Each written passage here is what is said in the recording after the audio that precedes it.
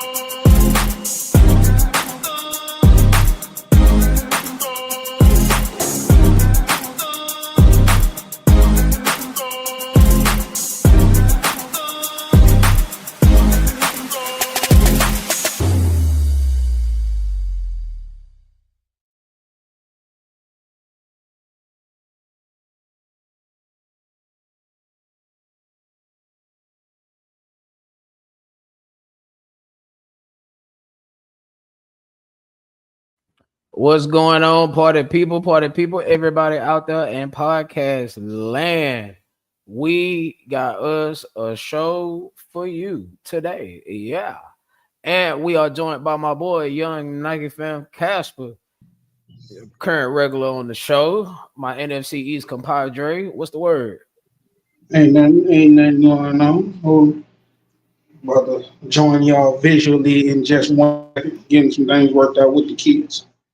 All right. When you can. But I know you like the Rod Van Dams of the world.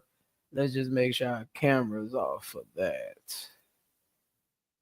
But as you can see, this show is brought to you by our Tuesday show, which is Two Hills shooting the shit with you, like we like to do every Tuesday afternoon right here on YouTube. That's me, your boy Nike Fam, amazing one, and my boy J Dub. So if you into that wrestling, if you like that wrestling talk, make sure you come over here and join us.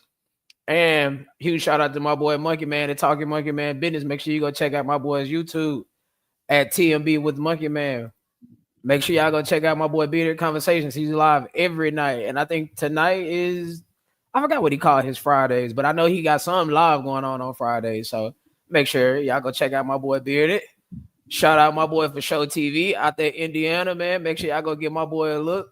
Always got good content. And shout out to a friend of the channel, Tiger Mike, over there on Twitch, Tiger Mike 84. If you like that MLB the show, make sure you go tap in with my boy. We support those that support us around y'all.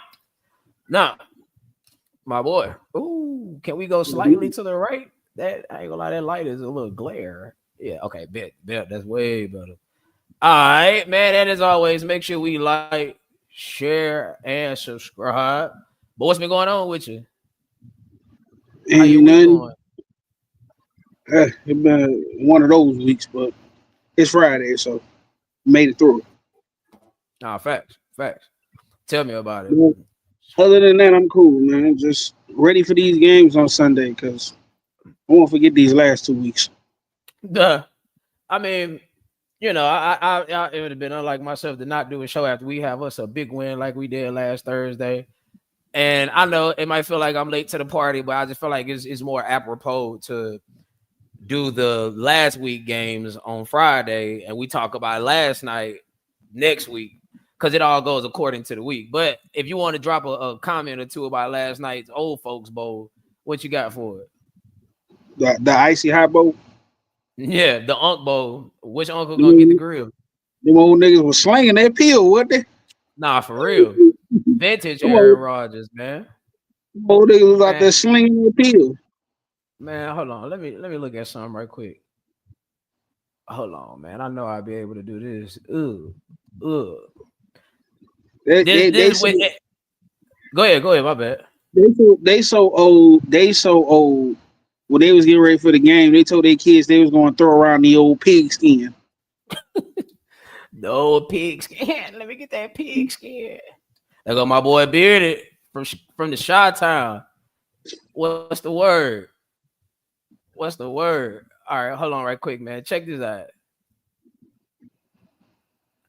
Aaron Rodgers last night went for 23 of 44, 23 of 34, 249, 4 touchdowns, two interceptions.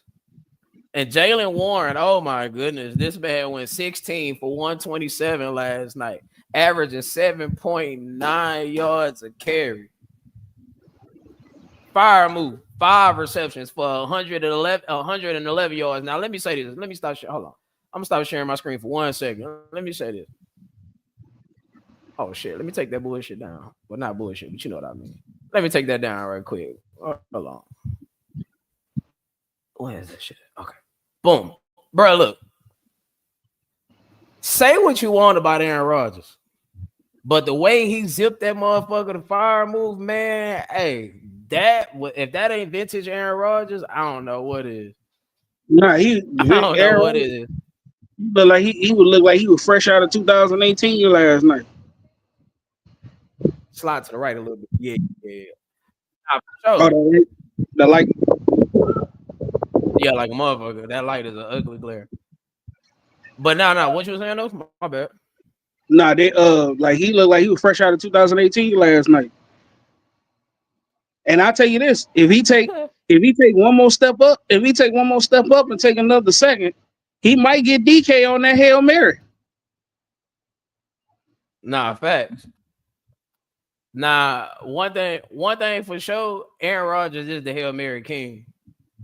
And I heard this like a couple months ago. That's like, man, the craziest thing is how quarterbacks can't get.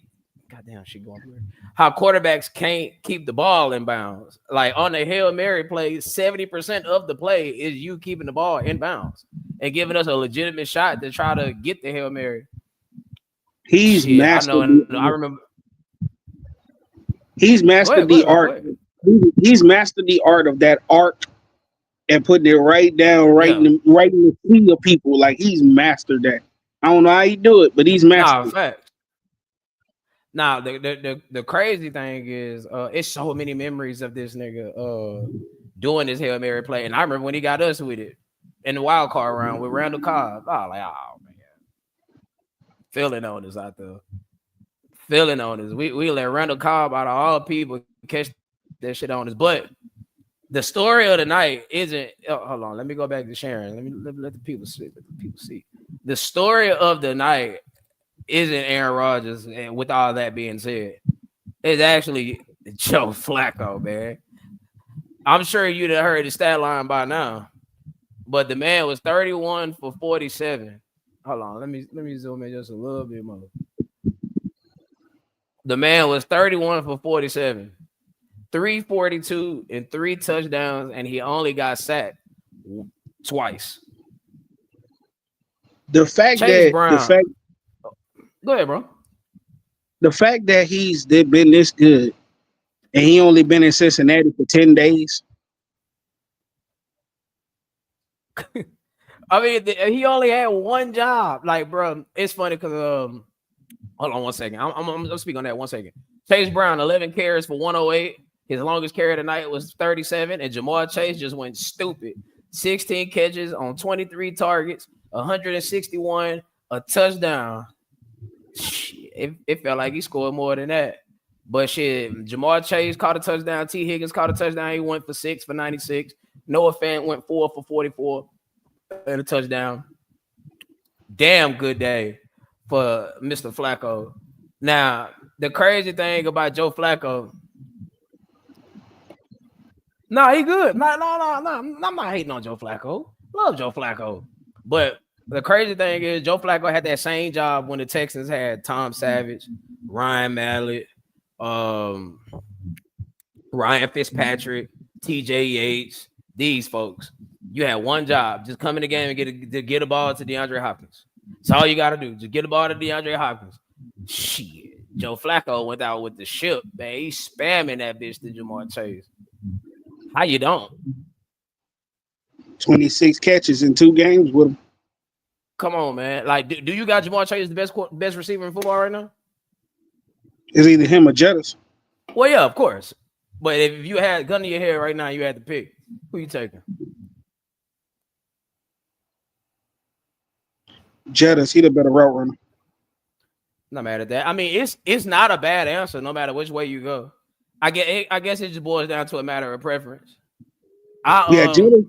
I look at Jettas as more a technician, and I look at Jamar. He leads more towards his athleticism, finishing routes, catches, and Jettas will route you up. Like Nah, facts.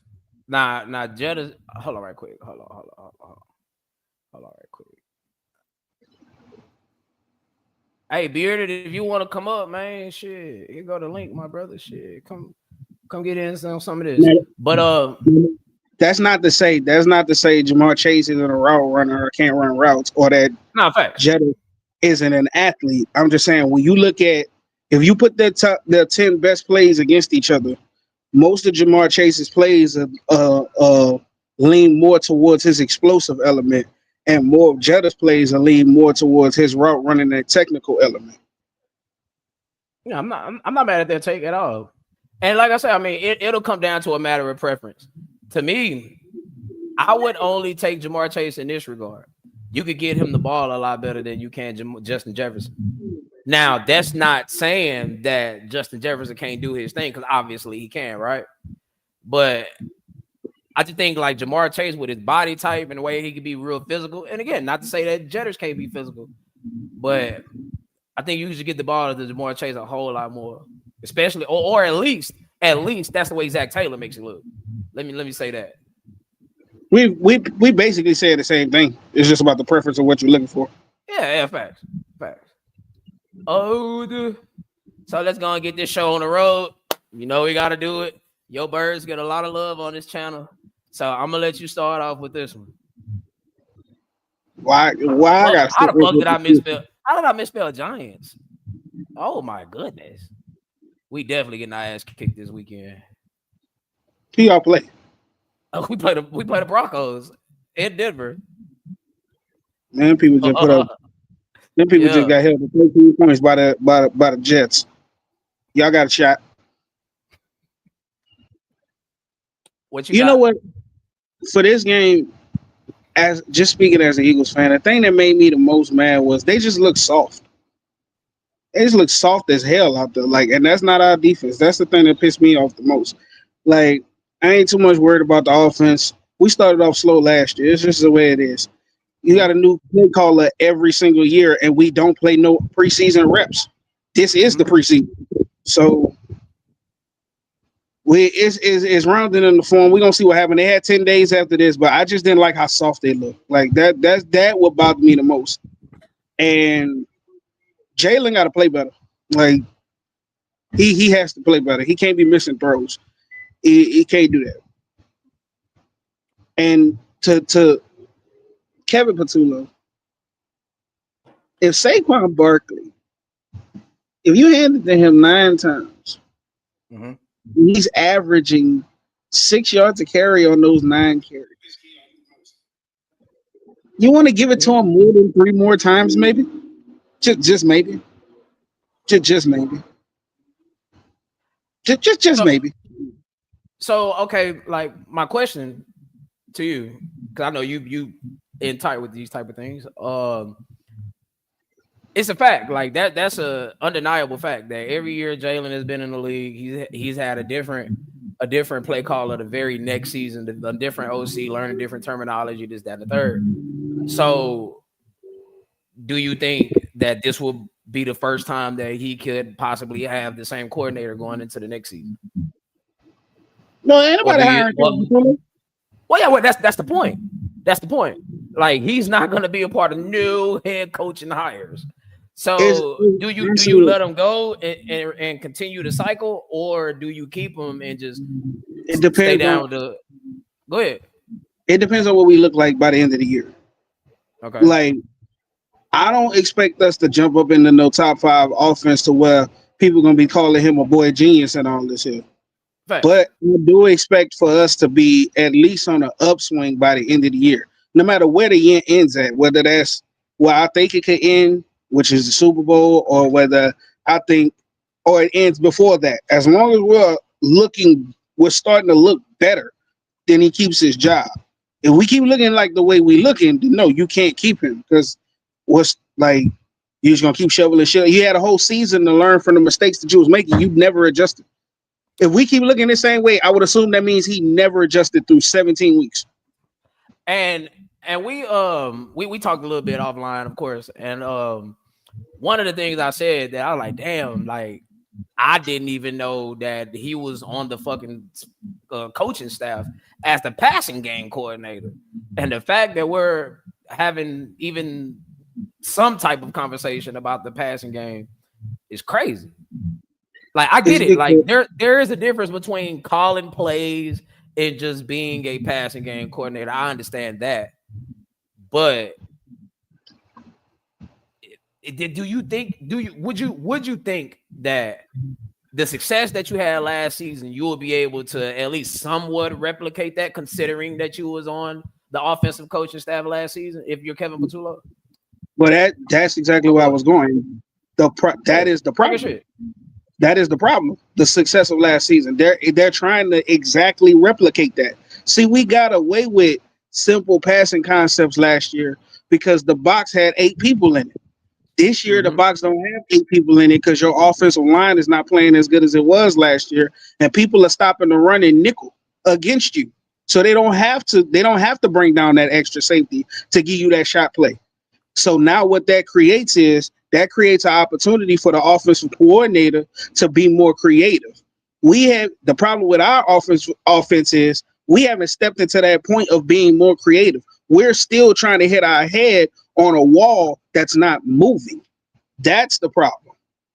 And Gotcha, gotcha, gotcha. that's the frustration. See, you keep trying to run inside zone, inside zone, inside zone, and you losing a yard every time you run it. But you run it every 1st and 10 and 2nd and 11. Then when we get it 3rd and 12, you want to run all curls right at the first down, like the defense don't know it's coming.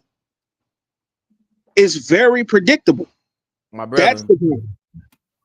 Now, as far as we are concerned, let me go ahead and set the record straight.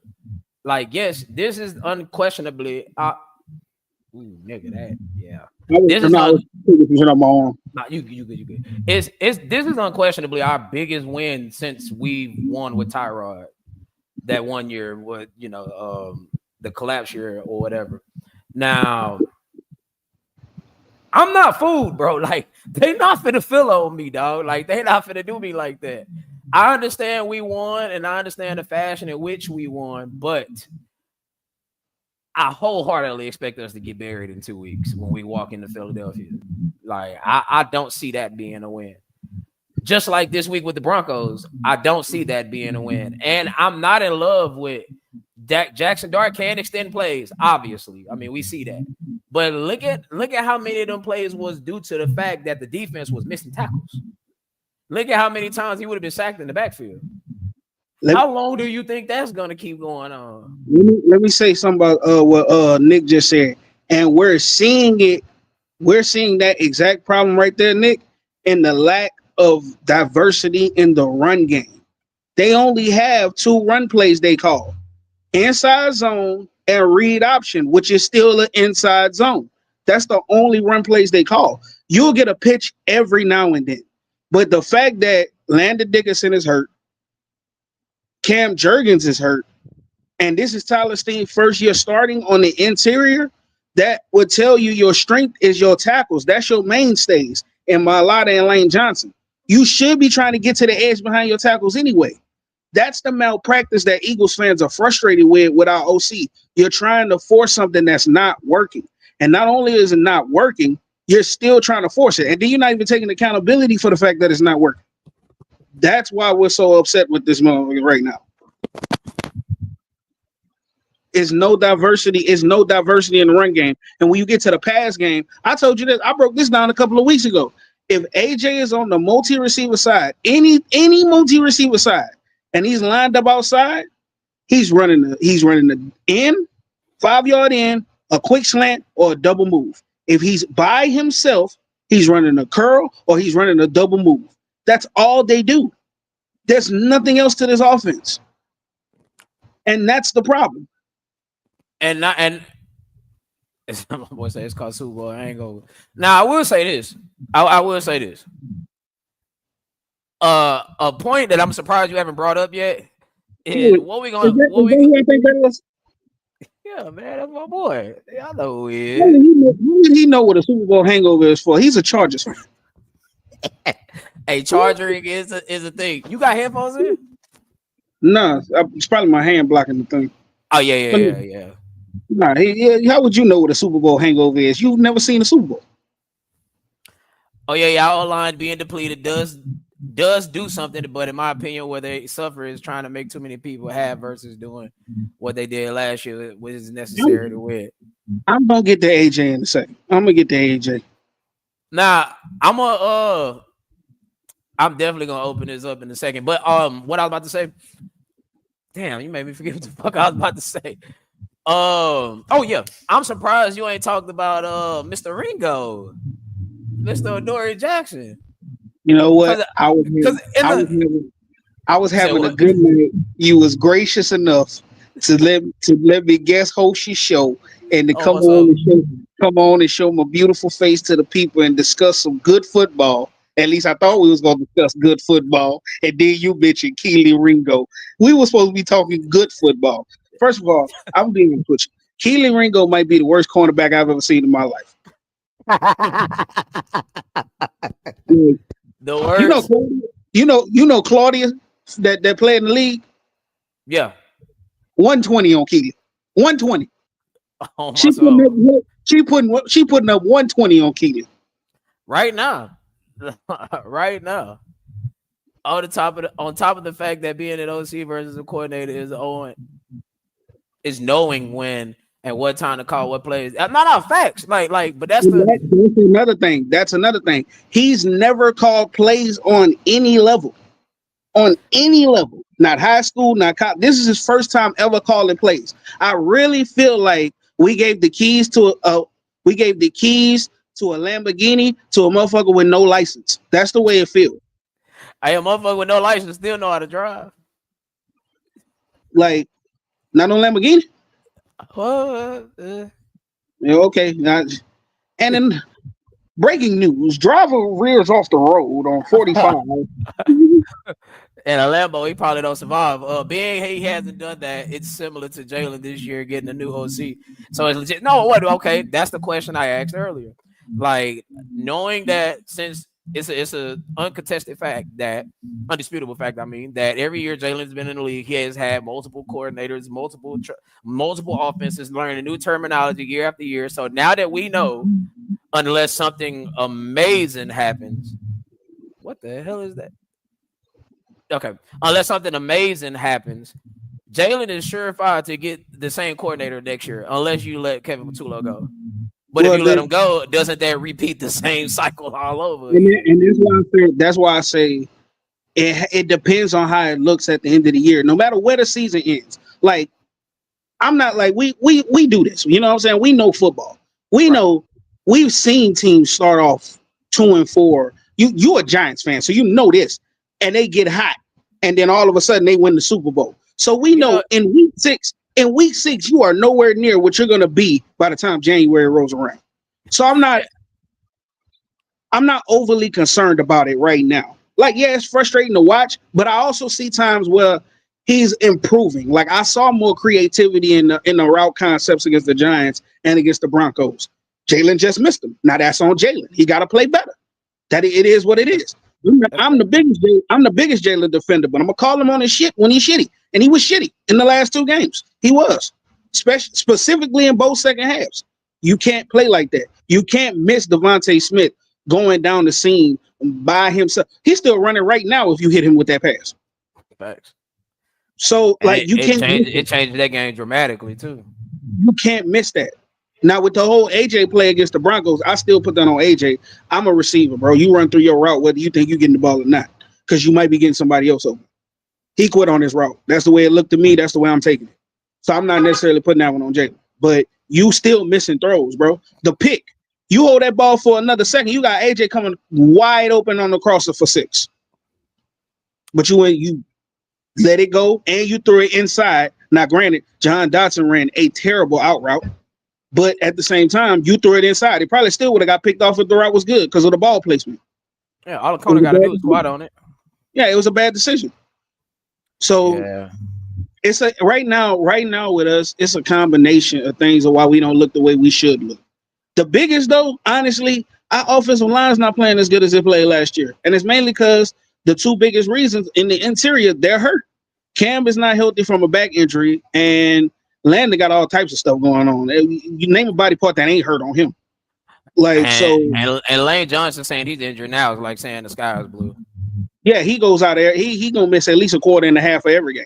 So that's the biggest difference. The biggest difference is if the O line was playing the same way it would be playing it was playing last year, we'd still be complaining, but it'll look better because Saquon would still be getting 6 yards a carry. All Then that right. would lead to you getting those one-on-ones. So it's gonna be about now. The O line's probably not gonna get healthy before the bye week. It's just not gonna happen. They don't have enough time. When So y'all bye now, week? 2 weeks from now, after we play y'all, that's our bye week. Before we play the Packers on Monday night. Gotcha. So now it's just to up to Kevin Patullo about now that you know your offensive line, which you should have known this week 3 because it was doing it like this in week 3. But now that you really realize your offensive line is not as strong as it's been, how do you creatively work around that? The Rams never have the greatest offensive line, but Nah, they don't. Sean McVay is he knows what he's doing. And I'm not saying Kevin Patullo. I'm not saying Kevin Patullo needs to be Sean McVay, but damn it, can you be Kellen Moore? Hey man. That So was the Super Bowl. I guess that's tough. But let's skate down the turnpike right quick. Let's go ahead and get to these New York the Jets, and Broncos. Justin Fields 9 to 17 for 45 yards. He was sacked 9 times. Bo Nix 19 for 30, 174 and a touchdown. So what is the current state of the Jets? What are the New York Yeah, Jets? so we got to make a declaration because me and you've been arguing about this for about 2 years now. I'm officially off the Justin Fields bandwagon. Look, man. I know I've it's been the saying, Ohio State thing. I I've been know it. saying I've been saying for the longest that you know what, the man is an all right quarterback. I look, I understand the Jets ain't the best team in the world, but I watched that game, unfortunately. But I watched that game, and he got sacked 9 times. Legit, 6 or 7 of those were on him. Legitimately. Nick, man. Look. I feel like we at this point talent when it comes. My boy, chat moderator Rob. What's the word? At this point, Nick, bro, like, how long has Justin Fields been in the league? It's been at least 4 years now. Maybe 5, 4, right? Oh shit, my boy them froze up. How Now long has how long has Justin Fields been in the league? About 4 years now. he got drafted in 2019. So 6 years, actually. No, This is six. 2021, the year after Jalen. Okay, 4 years. So he's been in. This is Yeah. his 4th year in the league. Okay, 5. All right, cool. We'll just split the baby and say 5. All right. At what point do we realize that, hey man, this is just not it? It's just not it. Like, I get the whole Baker Mayfield, the Jared Goff, the Sam Darnold. I get that, but that's not gonna be everybody's story. And unfortunately, at some point between these people that we just named, you've seen some flash of talent. Like, talent rises to the top. If you have it, it's undeniable, right? Like DeAndre Hopkins, you knew he was talented. Like, even though he played with shitful quarterbacks, you knew he was talented. Baker Mayfield, although that Cleveland, I mean, come on now, since 1999, we know that Cleveland ain't the high. It's where quarterbacks go to die. But at some points, you saw flashes of what Baker Mayfield can be. I mean, he did go win a playoff game, didn't he? He blew the brakes off the Steelers, if I'm not mistaken. In Pittsburgh. So with Sam Darnold, you saw it with the Vikings to a degree. Well, I know to a degree you saw it, but Justin Fields, the development is a thing. Like, but where besides him extending plays and running the ball, where have the talent? Where have you seen it to where you'd be like, okay, there's an upside here. Like, what have What have you thinking that there is an upside there? My problem, the reason why I'm saying I'm off is because at this point, even with a lack of talent around you, Hmm. even if you say your offensive line ain't that greatest, they're the greatest. At this point, being a fourth year pro, there's just certain you've been a starter every year. Well, no matter what you play, you started at some point. Like there's certain things you just shouldn't be doing. He's still slow to his reads. He's still slow. His release is slow. He doesn't process the pass rush well. He does not. He cannot call protections at all. That's why a lot of them sacks I put on him because he's calling the protection, but he's calling it to the wrong side. Like it's just certain things that he should know how to do at this point of being in the league as long as he did, as he has, that should have developed. Even with any coaching, like certain things you can work on your own, and it's just certain things he just doesn't do that I don't see him doing. Damn good athlete, but as like a quarterback, turn like an athlete that can play quarterback. Nah, like Lamar is an athlete that can play quarterback. And you Josh can see the Allen, and you saw the development from Lamar year by year by year by year. Josh Allen is a freak of fucking nature.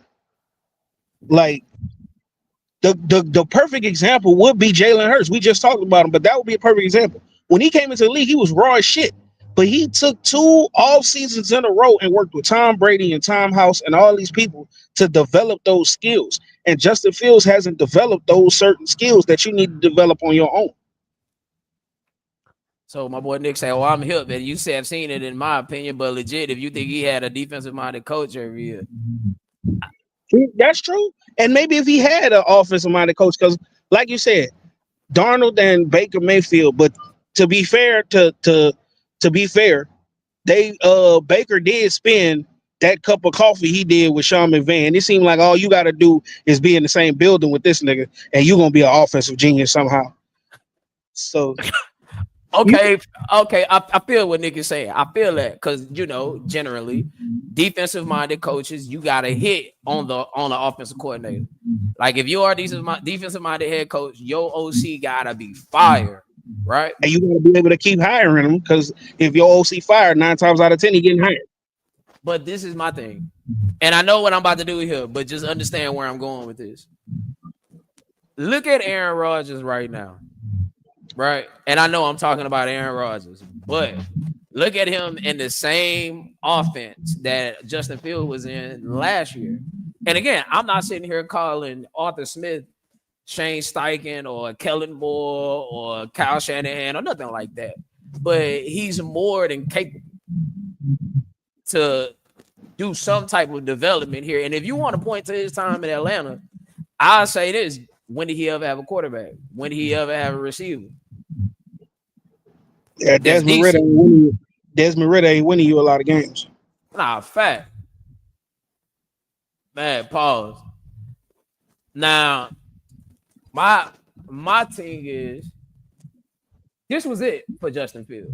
Matter of fact, let me put this back up here so the people can see it. This was it for Justin Fields. This was your time to make a splash, right? It would have been a big high pro. It would have been a high profile win overseas. You was the only standalone game in the morning, so all eyes was on you. Now, with that being And said, you would have beat a Broncos team coming off a monumental win in Philly. They had fair enough. all the momentum. You had all the reason to snatch that momentum from them. And if they only put up 13 points, that means you had a lot of opportunities. Yeah, that don't it Now, damn sure don't mean your defense played bad. now facts. Now I will ask you this: if you're the Jets, what you doing with Aaron Glenn? What you doing with Aaron Glenn? Are you Um, are you gonna hit the reset button right now, or are you gonna ride this out with Aaron Glenn? Because I want to get this to you before you answer that. It's a little known, but it ain't a little known fact. It's a fact that Dan Campbell went 0, 10, and 1. Then he spent that into 3 and 13. He ended the season being 3 and 13. Do you give Aaron Glenn that same grace? I think this is another situation where you got to see how it ends. I don't think you can make that call after week 6, even at 0-6. I don't think you can because he got a lot of shit missing, man. Like his He ain't got no O line and he ain't got no quarterback. I mean, we got to call it what it is. You ain't got no OC. And he ain't got that either. But I don't. If that's another situation, like if they end the year, like right now they 0-6. If they Right. end the year like 2-15 or something like that, but they're competitive, I think you keep them. Now if they 2-15, they just getting their ass kicked. Yeah, you gonna end up firing them. But if they end the year like 6-11, then yeah, you definitely keep them.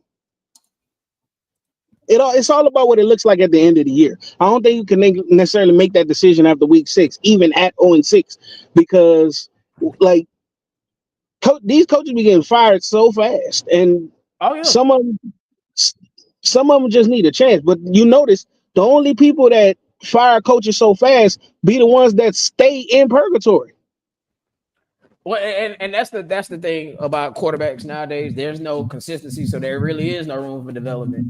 And you gotta blame the quarterbacks that had immediate success because that's now the standard. You got to come out and immediately perform.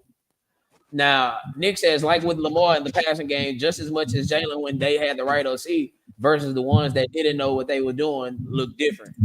Lamar after Greg Roman looked way better. Jalen with Shane Steichen and Kellen Moore looked way different. Well, yeah, Yeah, facts. Now, Kellen Moore, now again, not to circle back, but Kellen that's Moore it. was an experienced play caller by the time he came to Philly. So with A Shane well Steichen, experienced. No, so in with Shane fact. Steichen,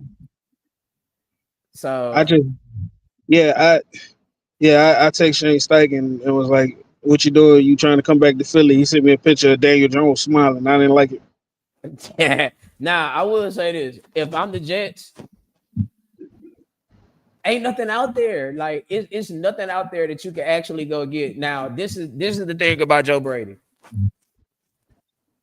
It- we all know there's a dramatic come down pause whenever you go from a generational talent like a Josh Allen down to a Justin Fields or an average quarterback in the NFL.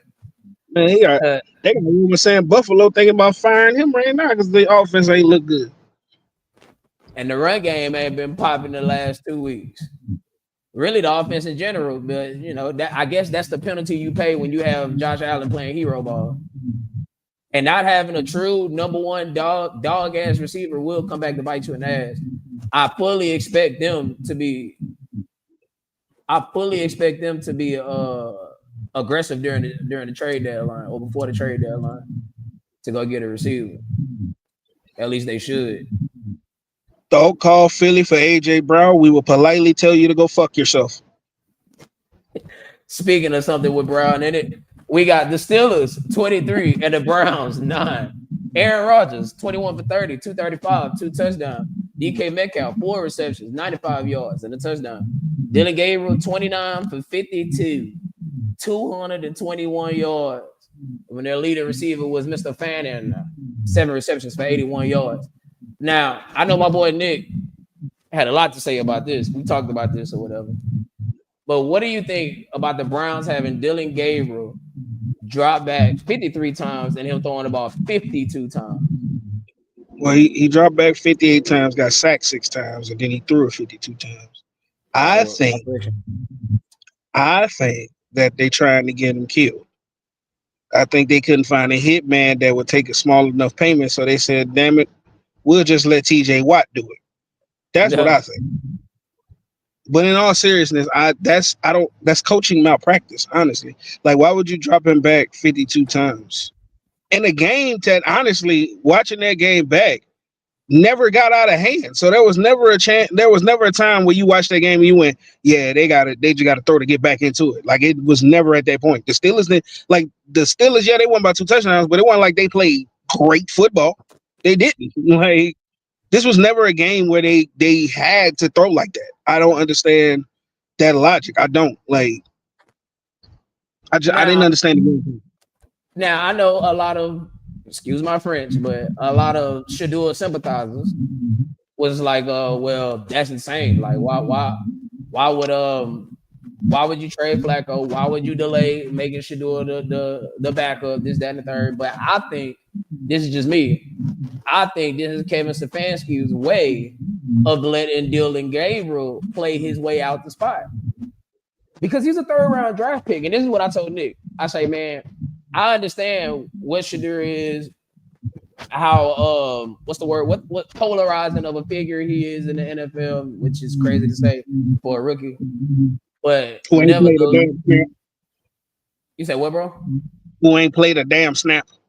Which is fucking crazy, but nevertheless, you gotta give Dylan Gabriel a chance to lose the spot, right? And I think And this is then his way of allowing Dylan Gabriel to either win the spot outright, right, or lose it completely. when I So did I my stream, when I did my good, stream with Coach Thomas last week, we kind of talked about that same thing. Well, earlier this week, we kind of talked about that same thing when we touched on the games, and he said if you because you made him the number two quarterback and now you're cycling through the quarterbacks, you have to give him a fair shake at starting. So you got right, to start him. Even if he would have been shitty, you still got to start him at least one game. You're right. It's literally what you're saying. You gotta let him go out there and prove that he's not the guy before right. you can say, okay, Shador, let's see if you're the guy. Because of and that, but that goes back all the way back into what you did during training camp. During training camp, you made it known that Dylan Gabriel was your number two and Shador was your number three at best. You made that known. So when you ship Flacco out, you have to stick with what you made known. You can't just jump over then because it'll be cool to do. No, you got to go through the process. And right now, the part of the process is Dylan Gabriel is going to get these reps for right now. The Browns are going nowhere fast, so it doesn't matter when. It doesn't matter when they get the reps. They're both of them are going to play a healthy amount this year. Shador's going to get in there, and Gabriel's going to end up coming back in, and then Shador's going to end up coming back in. I can see them both start 2 games apiece and like flip flopping all the way through the end of the season. I can see that happening because the Browns are just that bad. But 58 dropbacks against the Steelers is crazy for any Now rookie. That's crazy let for me all pro. let me ask this question, and we've been watching ball for a long time. We more so than went back and watched what we didn't watch growing up, right? Like we just studied the game, watched enough film to understand certain things, right? And the Facts. Browns have been back in existence since 1999. We was what in the fucking in kindergarten in 1999, first grade 1999. That was in All first right, grade. all right. So when have the Browns ever got the quarterback position right? Like ever, like throughout the annals of history, when have they ever gotten it right? Facts. I I don't have an answer for you because it's like they've gotten it wrong on both parts. They've gotten it wrong on drafting guys and on passing on drafting guys. Like they've gotten it wrong both ways. They passed on Deshaun Watson. They passed on Patrick Mahomes. Like they drafted Baker Mayfield, but they passed on Lamar and Josh Allen. Like so, and that's not to say Baker was bad, but it's Cleveland. so you know, Cleveland, bro. Only so thing good playing in Cleveland was LeBron. I promise you that. yeah, like they're gonna talk about the 2016 Cleveland Cavaliers championship forever because I don't see them winning one in football ever in no time soon. And the Cavs, we'll get to basketball when it's basketball time. And I'll speak Yeah, on how yeah. I feel about Oh, how I feel about the team. I can't wait for basketball season. Man, I got something for LeBron on opening night. Pause. But if you got something for us, make sure you keep tuning in. This is definitely this program, Sports Talk with your boy, Young NikeFamA Amazed when I got my boy, Young NikeFamA Casper in the building. We are talking this good NFL talk here on the program, sponsored by Two Hills, shooting the shit with you.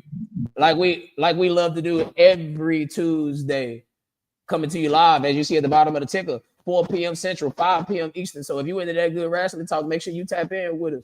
Shout out to my boy Monkey Man over there, talking monkey business with Monkey Man. Make sure y'all go check out my boy channel. He go live every day, almost every day. And he got wonderful topics, very entertaining over there. Shout out my boy Reverend Keith Flow and Dollars. Yeah. Shout out to my boy Bearded from the Chicago, Illinois. My boy been having his bearded conversations going on every weekday night. Make sure y'all tap in. This is a great channel. Very insightful conversation. We, like I say, man, we support those that support us on this channel. Make sure y'all tap in. Shout out to my boy for Show TV. Real TV. You understand me? If you want entertaining television, make sure you get in with for show. They have interesting topics that we get talked about on the daily. Shout out to my boy Tiger Mike, friend of the show, Tiger Mike, who go live on Twitch with MLB Baseball the Show every weekend. Tiger Mike 84 is his handle over there on Twitch. Make sure y'all give my boy a like and subscribe to his channel. Whoo, yeah. Hey man, sometimes you gotta put them over, man. You gotta put them over. Hey, You gotta put them over. have you ever felt not so fresh? Well, if you Yeah. have, Nah, for real. Oh, hey, man, we tried, man. We tried. But all right. Oh, wait, hold on. Whoa. Before we go there, what is it? Do you think the Steelers gonna choke the division? yes, Considering they did lose last night. yes. So who do you got? My boy.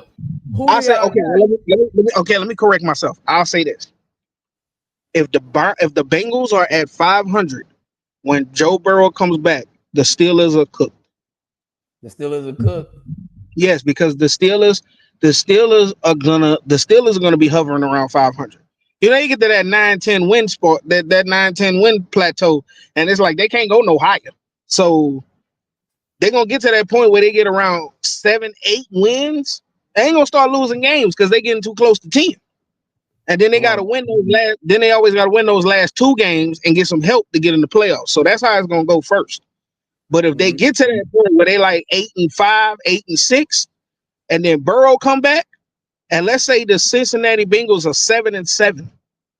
Oh, the Steelers are cooked. I think the Ravens are done. They keep talking about the Ravens can come back and steal the division. They're done to me. 1-5. Yeah. If Zach Orr have a job at the end of the season, what the fuck is going on out there in Baltimore, man? Y'all tell me in the chat. Like, talk to me in the chat. Do y'all think? Talk to us in the chat. I'm sorry. Do y'all think that the Steelers are going to choke the division? And if they are, who they going to give it away to? Is it the Bengals or is it the Ravens? Telling you, if the Bengals, because I'm telling, if the Bengals are at 500 around that time, that means their defense is playing well above expectation. Which it right now They it kind of have. is. It They kind of is. have. I mean, they giving up points, but they forced them turnovers. So I get like we'll see. But if the Bengals are like 7-7 and the Steelers are like 8-5, 8-6, or something like that, oh, they cook. It's over for them. It's over for them. Joe Burrow Nah, come and get them people. look, bro. I'm gonna say this, and I'm gonna keep it pushing to the next game because we definitely got to talk about Rico Dotto. The Steelers spent $179 million on their defense. That needs to be talked about. You spent almost a quarter of $1 billion on your defense, and these people can't tap the shit out there. Now, to be fair, with Jalen Ramsey, they have him playing everywhere. He's taking snaps at safety. He's taking snaps as the nickelback. He's taking snaps as the perimeter defender. And honestly, Ramsey can't play the perimeter like he used to. Nah, at this point, I think Ramsey will be he could be that next corner to transition to safety full time. Yeah, I fact. think he'll be a damn good safety. But And, go ahead, my bad. Go ahead. the problem with the Steelers defense is, yeah, they spent a lot of money on that defense, but the lot of that money they spent with the AARP cards. These niggas is old. TJ Watt in his 30s. Cam Hayward is 78. Darius Slay 39, but he moved like he's 78. Patrick Queen, we said a couple of weeks ago that you could tell that Roquan Smith is missing Patrick Queen. You could tell Patrick Queen is missing Roquan Smith. Oh, I feel you. No, I feel you. But I think in this specific instance, I feel like Patrick Queen really um I don't want to use the word being stifled, but the parts around him isn't really complete in the sense of everything you just said. You I filled out your roster with a bunch of old heads. I'm gonna tell you something. I'm gonna tell you something. Next time you get a chance, go watch some Steelers defense film. Patrick Queen has been terrible with or without the old niggas around him. He's been terrible at his job. He's been Fuck terrible. everybody else. He's been terrible at what he's supposed to do. He has not been good at all. Like he'll have a splash play every now and then, but Patrick Queen has not been good. Peyton Wilson has been outplaying him for real, and he ain't even been good. So yeah, that's their problem. They like everybody's and like you know how I feel about Darius Slay and tackling. That they shouldn't go in the same sentence. So it's no surprise that he missed a lot of tackles. It's Darius Slay. So He it actually is what went it down. He actually went down last game. Pause. is. He goes down. He did that every game last year with the Eagles. It's He was fine. hurt. He was hurt at least once in like 7 straight games. Is he damn near in his 40s. This is what you expect. That's what you get. Yeah, he ain't gonna be like Terrence at all. But this is right on par for what Mike Tomlin does. He did it with Joe Hayden. He did it with Patrick Peterson. He loves old ass past day prime corners. He likes it. I don't know why. I don't know why he's so infatuated with the geezers of yesteryear out there at DB, but he is. The geezers of yesterday. That's funny as fuck. But I mean, hey, prayers to the Steelers. Hopefully they get it together. I just hate my boy A-Rod. Besides that goofball ass pick last And night. my question is, where is Beanie Bishop? Beanie Bishop was a beast last year. Is he hurt or something? Like my man don't get no play time. But you Number got 51 Darius. don't get a lot of reps either, which is crazy. Heiberg or whatever the fuck his name is. Like, why is he not on the field? Bro led all rookies in picks last year, and you got Darius Slay out there grabbing at his hamstring every 3 plays. Like, what we doing? Hey man, gotta have money for that AARP card. But speaking of money for the AARP, we got Cowboys and Panthers. Cowboys 27, Panthers 30 in the upset of the weekend, arguably. We got Bryce Young going 17 for 25, 199 and 3 touchdowns, 1 pick. Rico Dotto, 34 attempts on 239 total yards, 183 of those rushing, averaging 6.1 yards per carry. Dak Prescott continuing his MVP level season, 25 of 34, 25 of 34, 261 to 3 touchdowns. George Pickens, 9 receptions for 168 and a touchdown. What is the current state of the Cowboys after this? Ass, We're supposed to be cheeks. looking at this. We're supposed to be looking at this objectively. You let me on the show. You knew exactly what I was gonna say when you brought the Cowboys up. That's a question for But the chat too. What is to the be current state of the Cowboys? to be fair, and I must when I say this for all Eagles fans when it comes to this because we argue a lot about the whole Dak versus Jalen. We've never said Dak was a bad quarterback. I don't know where y'all got that from. Dak is a very good quarterback until January. That's it. That's our only. That's our only thing. That's now going to that with Dak and the Cowboys right now. Dak is playing great football, phenomenal football. Dak always plays phenomenal football around this time of year when he's healthy. I'm not surprised that Dak's playing MVP numbers. The last time Dak was healthy, he was second in MVP voting. That don't shock me. That don't shock me at all. What shocks me is how ass that defense is. Now, my thing is with that, like, yes, he's played at the MVP level before, but like this, like to where he's actually completing passes, he's actually showing level of maturity through his progressions, knowing how to get the ball out when he's supposed to, et cetera, et cetera.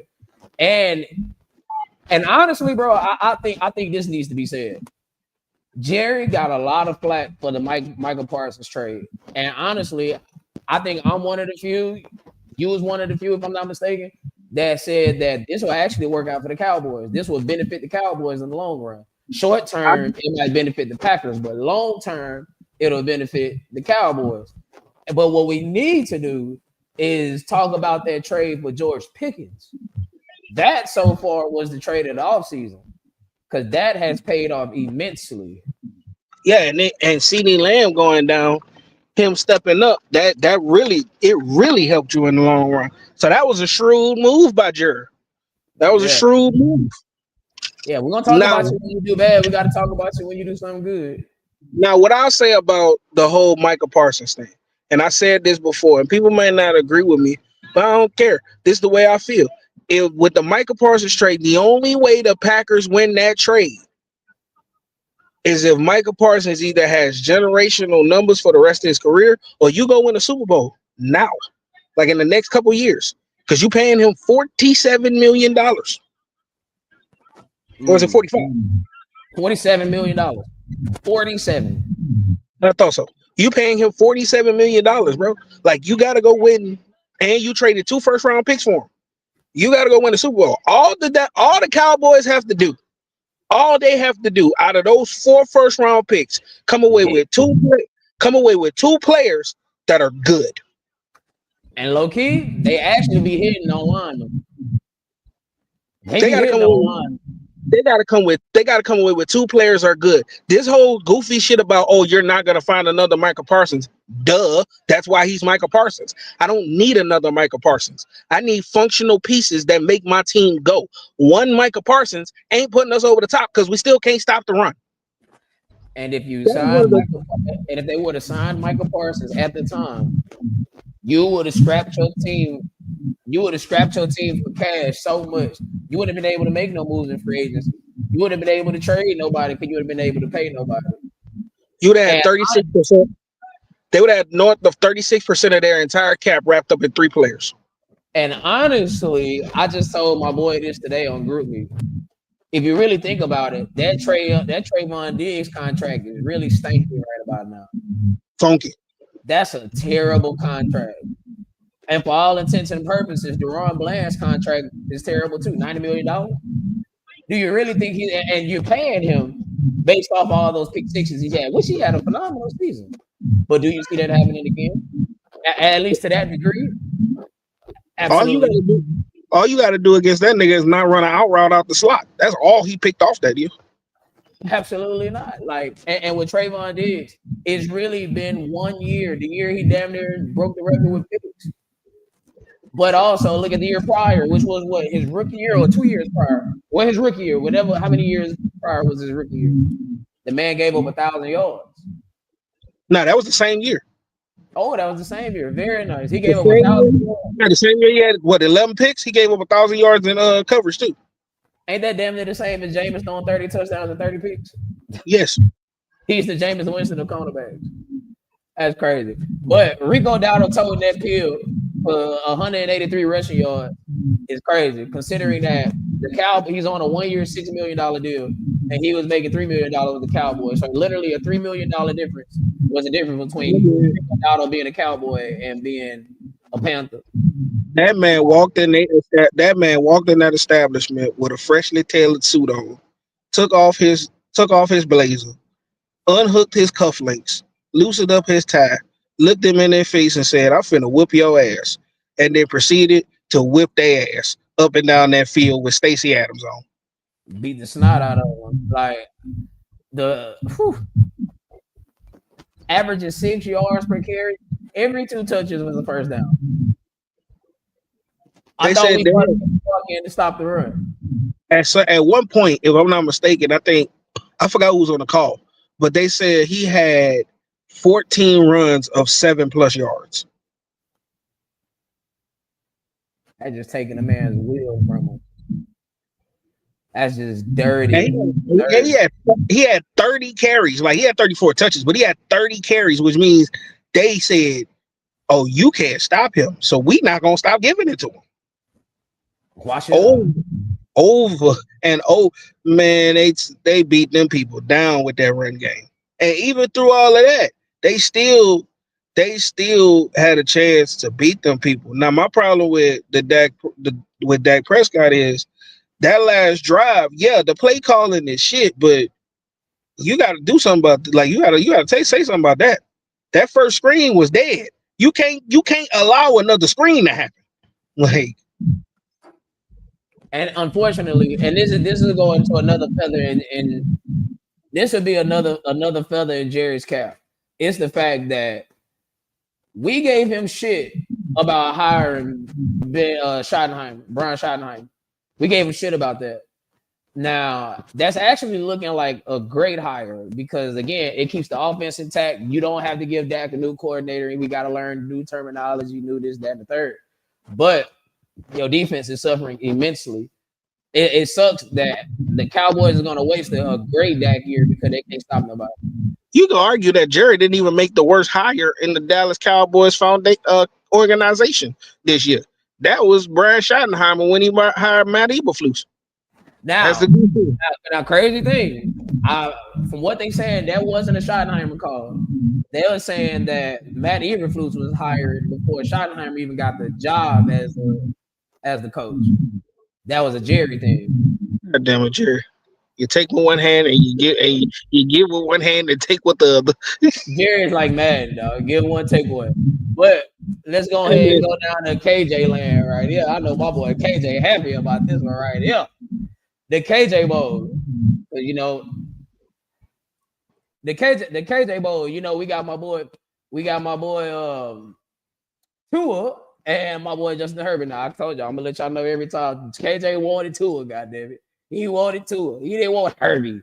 But Chargers 29, Dolphins 27. Justin Herbert was 29 to 38, 264, 2 touchdowns. Lad McConkey, 7 receptions, 100 yards, a touchdown. Vidal, 18 attempts, 124 rushing yards, averaging 7 yards a carry, damn near. And Tua, after going to that press conference talking that shit. Oh, wait, he went to the press conference afterwards. My bad. 21 for 32, 205, a touchdown, 3 picks. And Devon Achane had 6 catches for 95 yards. And he had 128 rushing yards. Jesus Christ. you know what? You just brought up a good point that I didn't even realize. Your funk ass took your pussy ass up to that microphone and said that after you threw 3 picks and we lost by 2 points. Yeah, You man. dizzy son bitch. Man, hey, bro, he couldn't have been. We had to have that. We had to have a discussion when he got back to the locker room after that press conference. No, facts. Now, and I don't think he did. I don't think him going to that press conference and doing that. I don't think he further ingratiated himself to the team, to the locker room, to the organization. Period. And to call out Mike McDaniel like that, bro. It really shows, even though it was needed, because I mean, it needs to be said. But I just feel like there's a time and place for everything, and that wasn't the time nor the place. But it does show a lack of respect to Mike McDaniels, and I do feel that officially Mike McDaniels has lost the locker room. If there was any question about that before that press conference, coming out of that press conference, oh yeah, it's no doubt about it. Oh yeah, he good as fired. He's good as fired. Now, But Mike Mc, no, go ahead. my whole thing to Tua is, man, me being late to that meeting, they make you throw 3 picks, fuck nigga. Nah, no bullshit, no bullshit. Me being And, 5 minutes late to that meeting, they make you throw 3 picks, fuck nigga. Like it didn't do that. and the Giants were rumored to make a big splash at receiver. We trying to go big game hunting. We looking at Chris Olave or Jalen Waddle. Now, personally, I want Jalen Waddle because let's be honest, Chris Olave is one concussion away. Chris Olave is one concussion away from being Tua. And it'll be too much like right for us to go after Chris Olave. He gets his next concussion on our watch and be done. Nah, I definitely go for Jalen Waddle. I feel like Jalen Waddle got the higher ceiling anyway. And as of now, if the rumors are believed to be true, the allegedly, so let me say allegedly Malik Neighbors still haven't had surgery on his ACL. So with it being week 7, let's say hypothetically he gets the surgery tomorrow morning. He's out at least until the trade deadline next year. So we're gonna need some type of competent receiver play. And look, I love Wandale, I do, but number 2, no, not at all. Imagine having Jalen Waddle running them routes that Jalen Hyatt be running. Need it. And y'all can send Jalen Hyatt, Funkcast, and South Beach while you at it. But Seems like Justin he fit Herbert, right in. come on now. But Justin Herbert, it's been a rough couple weeks for the Chargers. I would like to think we had something to do with that. And I think we really starting to get a glimpse of what the Chargers are going to be this year.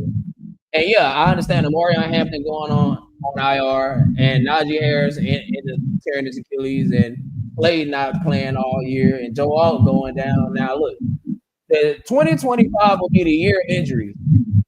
You can't find no team. You can't find no team in the NFL that's not dealing with their own personal set of injuries. I mean, look at the Ravens. They got a laundry list of injuries.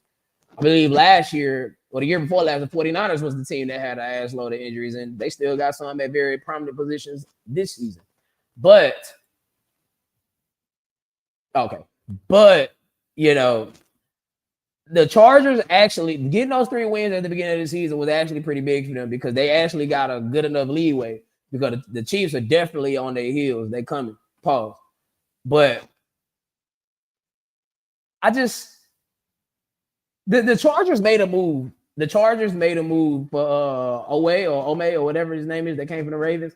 And it's pretty cool. I think it'll patch up things until Khalil Mack comes back. And from what I understand, Khalil Mack will be active this week. And who the Chargers playing this week? Hold on right quick. Let's see. Let me see something right quick. Look this up. Chargers. For me, the Chargers. I trust the Chargers a little bit more than the Cowboys, but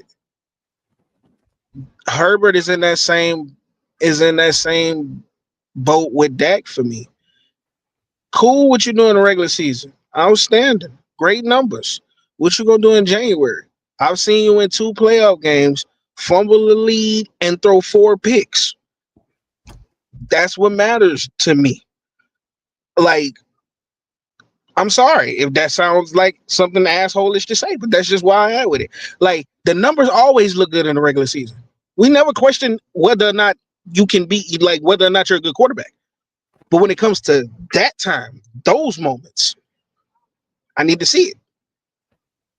And last year, bro, oh my God, like talk about pulling the wool over everybody, unmasking the ghost at the end of the Scooby Doo episode. The man had a phenomenal touchdown to interception ratio last season, and went in that game against the Texans and proceeded to throw 4 interceptions. And not for nothing, whether people like it or not, Lamar Jackson's on that list too. Sorry. Oh, we gonna get to the Ravens. We gonna get the, but going down the line, we know what's going. We know what's in store for the Dolphins. It's gonna be a hard reset, and the Dolphins should definitely start selling parts. I said they should have started selling parts long before the season started because you're not competing with anybody. And what's the point of holding on to stars if you're not competing? But let's move on down the line. We got the Packers and the Bengals. Packers 27, Bengals 18.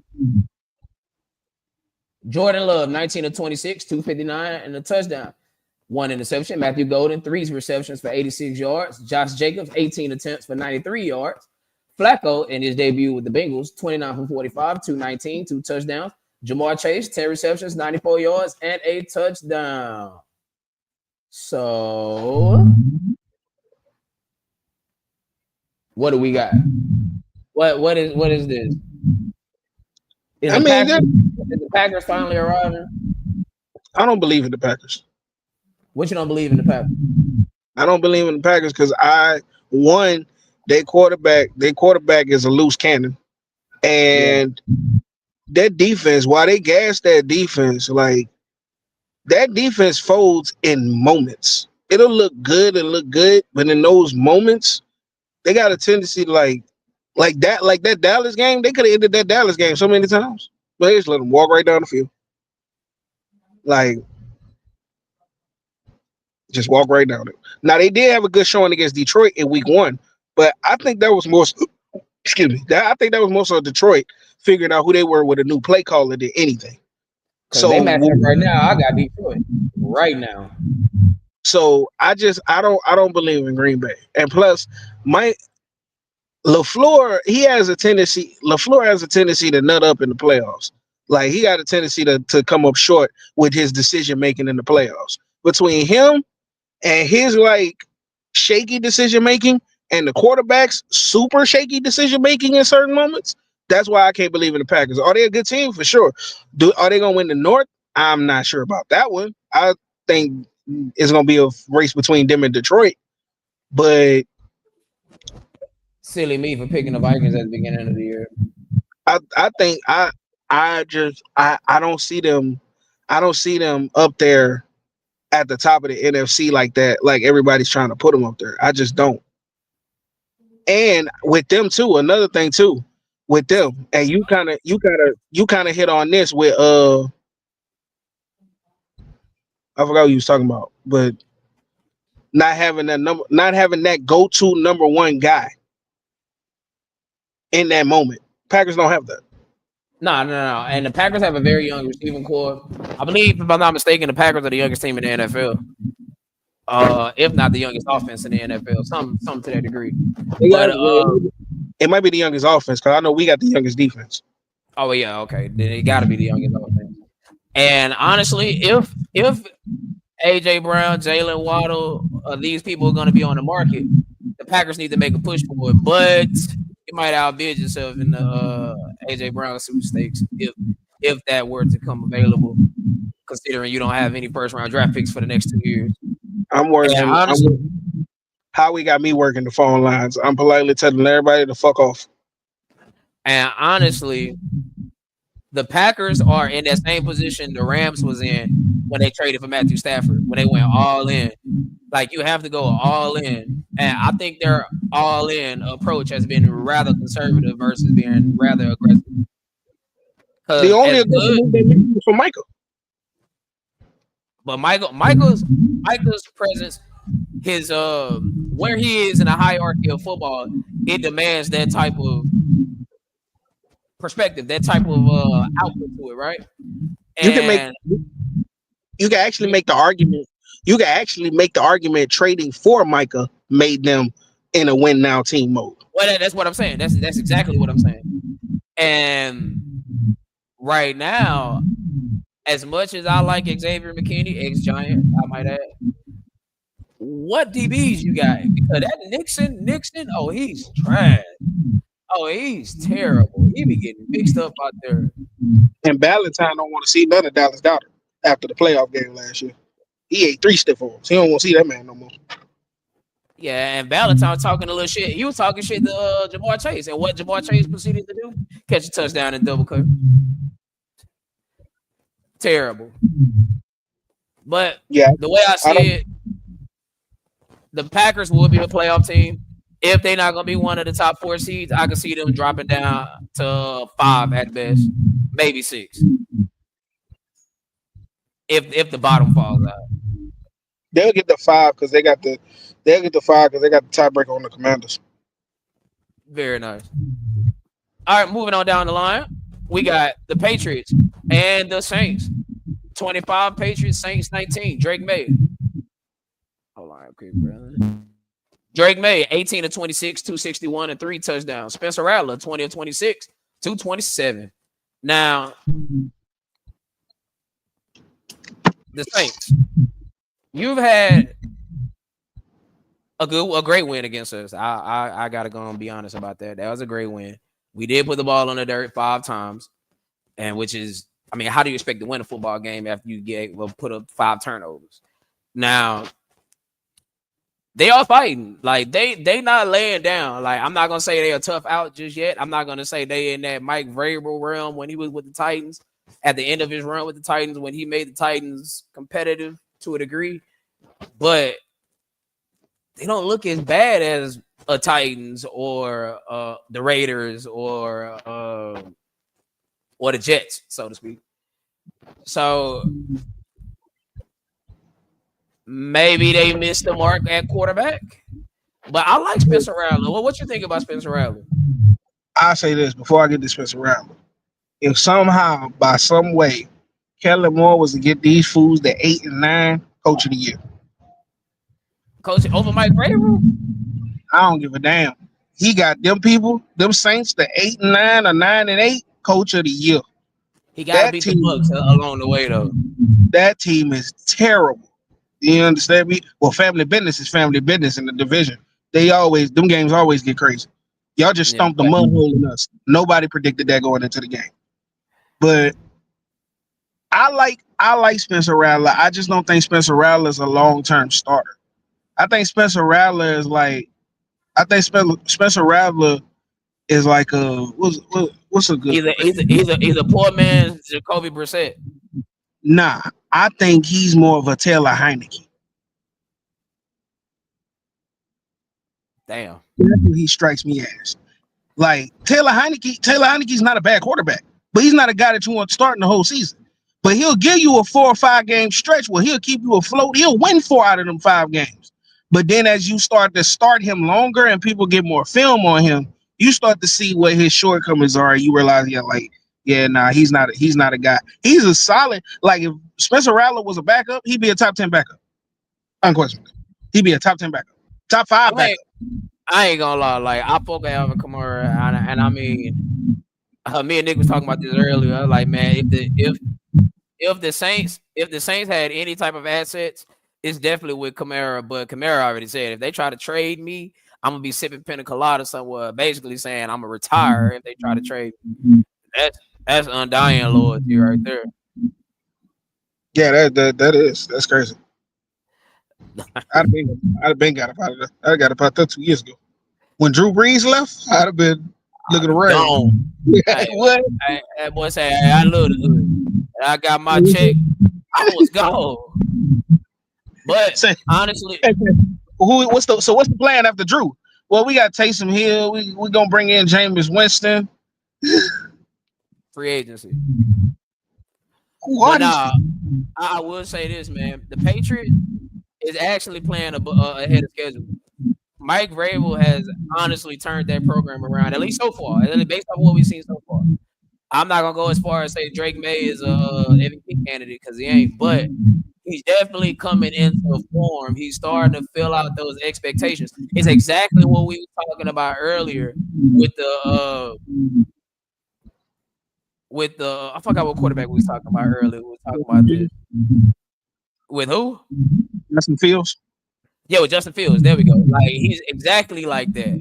Like to where now I feel like you see Drake May has some form of talent. Like it's actually showing itself. But now to be fair, he do got Josh McDaniels calling plays. And we all know Josh McDaniels is an experienced play caller. Okay, Terrible now head coach.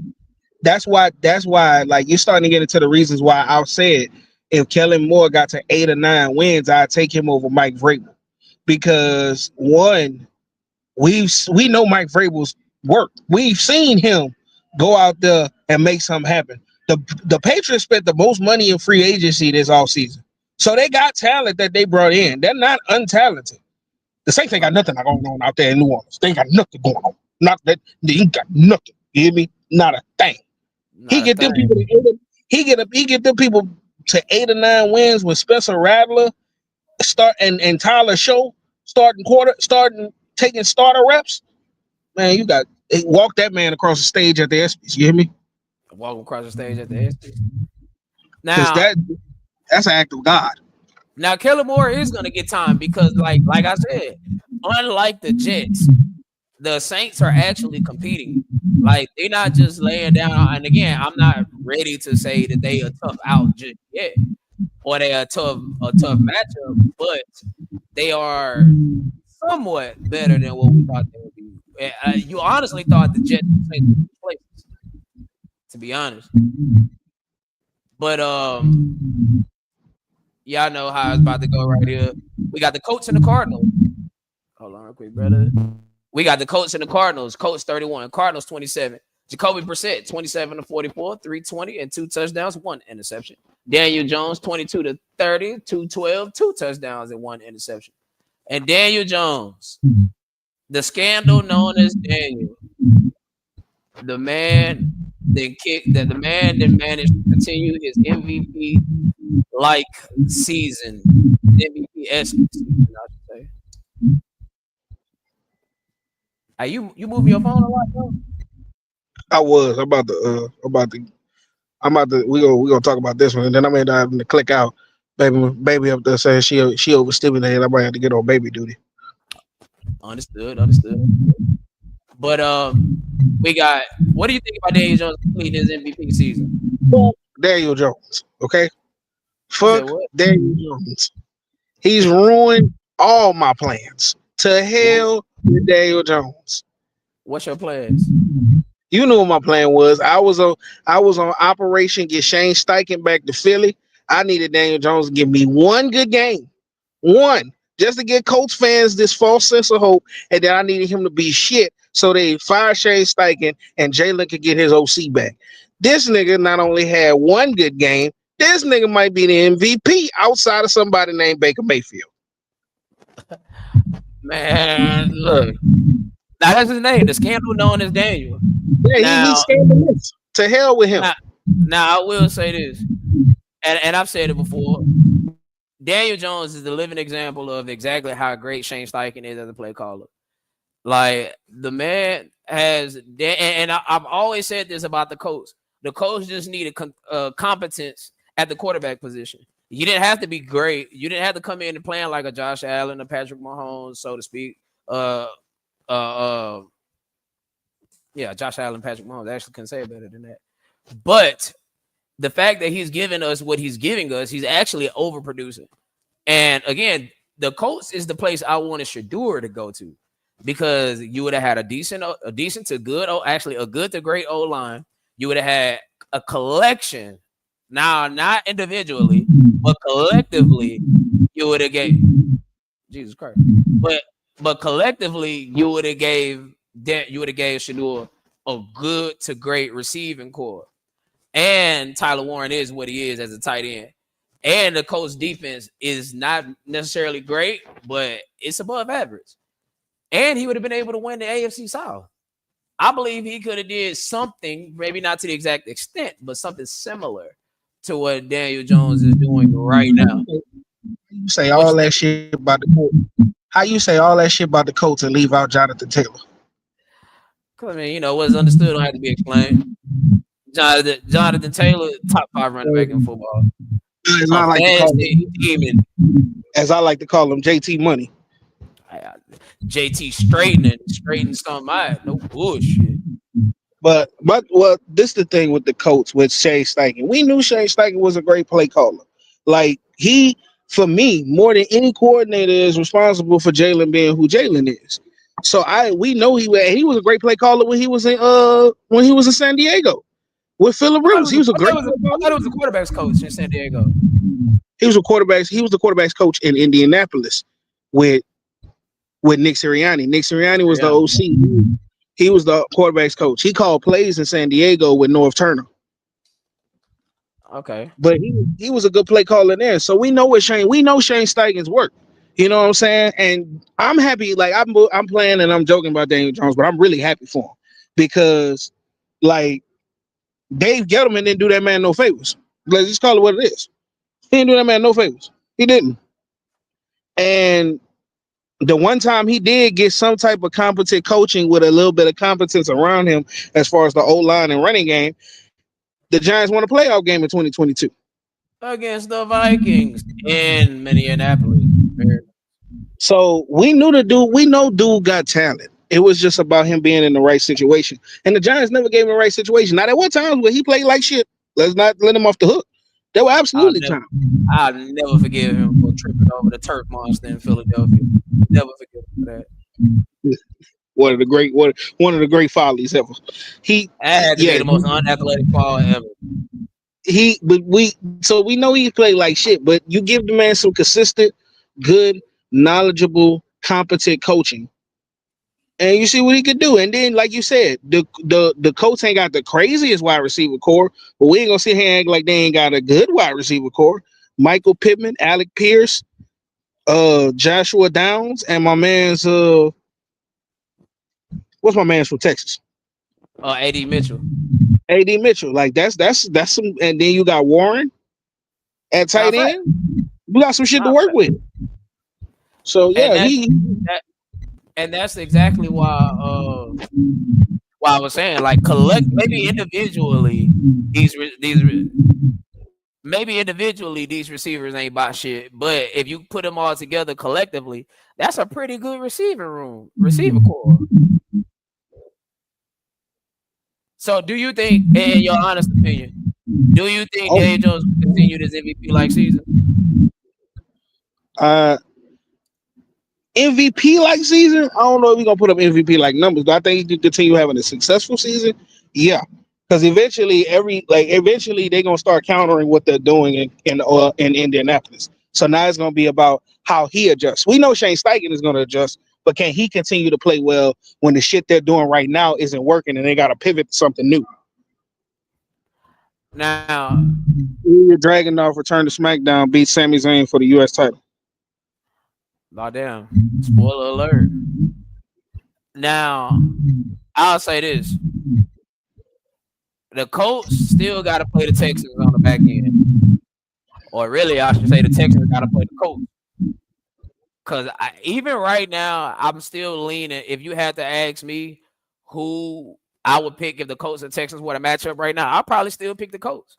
I'll probably still be leaning towards the Colts right now. Cause I'm still unsure about the Texans offense. But I'll get to the Texans whenever I go over my game picks. We'll try to gloss through that right quick whenever I I'll get tap to that on. point. I still got the link. If I can get him to sleep, I'll probably tap back in if he's still on. All right, that's a bit. I'm gonna keep watching. I'm gonna have Appreciate. you on. I'm gonna keep watching. All right, bet. Just tap in with me in the comment. Bet. Bet. Man, I always appreciate my boy coming on the channel on the program with us. And now we are back to what the hell? And now we are back to rare form. Hold on, right quick, y'all. Okay. All right. Now, my boy say I don't think so. He's in the player development, right? He's in the player development right now. No, that's true. He is being developed as a player, and he's going to continue developing. But I just think that they got to play the Jags again. They got to play the Texans again. Matter of fact, let me look up their shit right quick. Let me look up their shit. Colts 2025 schedule. Let's look them up. Okay, so they gotta play. They gotta play the. They gotta play the Chargers. Then they get the Titans. Matter of fact, I'm gonna let the people see it. Come on, y'all. Hold on. Share screen. Boom, boom, boom. At stage. Boom. All right. As you can see right here, let me blow this up. Oh, wait. Let me blow this up, man. All right. As you can see right here, they got the Colts and Chargers. That's gonna be pretty tough. I ain't gonna bullshit you. I think I might like the Chargers in that game. The Titans and the Colts, come on now. The Colts and the Steelers, that's gonna be a good game. This game is gonna come down to what Steelers defense is gonna show up. Because if it's the defense we saw last night, Colts winning that. Colts and Falcons, this will be pretty tough. The Falcons actually got an underrated defense this season. And the Falcons actually put up a little bit of numbers. Shit, Bijan Robinson, a fucking monster. The Colts and the Chiefs, that's gonna be pretty good. That's gonna be a tough game. Now, here we go. Texans, Jaguars, Seahawks. This is gonna be a tough 4 weeks. Really, a tough 5 weeks. The month of November is gonna be tough for the Colts. Because obviously they got a bye week 11. So you get the Falcons, you get a bye, you get the Chiefs, you get the Texans, you get the Jags, you get the Seahawks. Then you get the 49ers on Monday Night Football. Then you get the Jags. Then you get the Texans. Oh, yeah. The Texans might come back and steal the division. And the Texans have their shit together. They'll come back and steal the division. That's wicked. That's wicked for sure. I ain't gonna even lie to y'all boys. Now let's go to the next game. I'm gonna try to breeze through these right quick. Week 6. Okay, yeah, bet. Wait, hold on. What the fuck? Hold on, right quick, y'all. Hold on.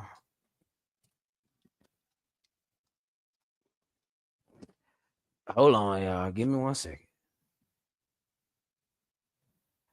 Oh shit. My shit still sharing. Okay. All right. We are here. Week 6.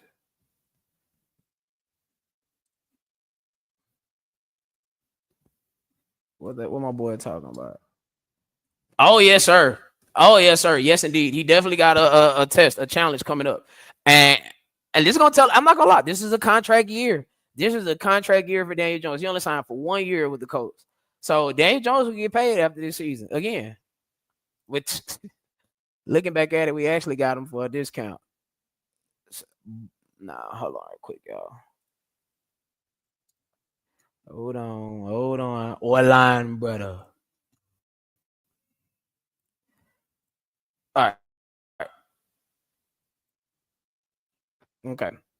So we had the Cardinals 27, Colts 31, Patriots ain't Steelers, Browns been there. Okay. Seahawks, Jaguars. We'll go to the box score right quick.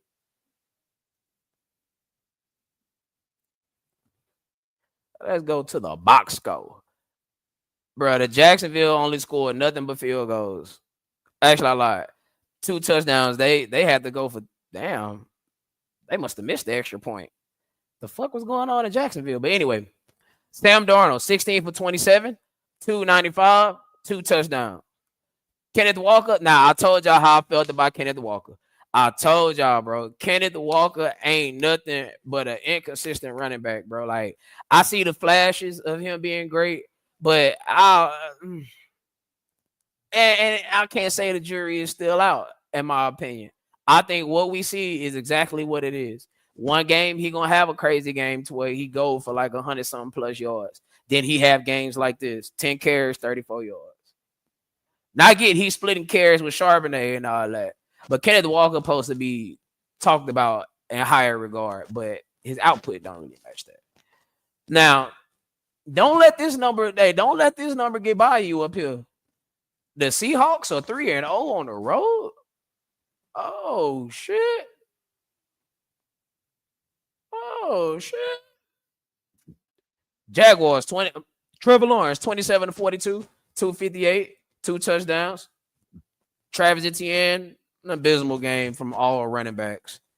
That's just terrible. Between 1, 2, 3, 4, 5 people, we got 19 carries and 59 yards, and the longest run all day was 8 yards. Brian Thomas Jr., he's starting to come along a little bit. I know there was a little questions about him at different points during the season about him coming across the middle or being scared to put his hands up for certain shit. But I got faith in Brian Thomas. Jackson Smith and Jigba. Let me look at y'all when I say this. Ohio State is the home of is wide receiver university. I remember we used to say this about Clemson. Like at one point, it was Sammy Watkins, T. Higgins, DeAndre Hopkins, Hunter Renfro, et cetera, et cetera. Like at one point, we used to say the receiver coach for Clemson, bad motherfucker. But Ohio State, Chris Olave, Garrett Wilson, Marvin Harrison Jr., Jackson Smith and Jigba. Like, come on, bro. And Jackson Smith and Jigba, Emeka Buka. Jackson Smith and Jigba is I grade the league on a 3-year clip, right? If he give me at least 2 more seasons of this type of production, I'll easily be ready to put him in my top 5. Top 7, sorry. Yeah, because I ain't gonna lie, that top 5 kind of tough. But Jackson Smith and Jigba is really showing the fuck out. And he's showing you why the Seahawks were so willing to move on from DK Metcalf. Because, I mean, when you're able to do stuff like this, hey, man, dude is going to get paid. Like, he's going to be a great. Now, all-time great, the jury's still out. But he's going to be a great. That's for sure. Now, Jacksonville's defense. Now, coming into last week, Jacksonville had 3 takeaways in every game they played in. And, or maybe it was 2 weeks ago. But at one point during the season, they had 3 takeaways in every game they played with. Matter of fact, there was the first team in NFL history to start the season, and 4 games into the season, they had 3 takeaways per game. Now, I still think that the bottom is going to fall out for Jacksonville. I just do not trust Jacksonville. And yeah, the curse of Ohio State was quarterbacks, not receivers. Quarterbacks. Now, Jacksonville, look, it's going to be a tough. It's going to be tough. It's going to be a tough 3-way go between Texas, Jacksonville, and Colts on who's going to come out of the AFC South. I remember at one point they had the Texans winning the division like plus 750, which is for all my bettors out there, I probably would have swung on that. But let's go down the line.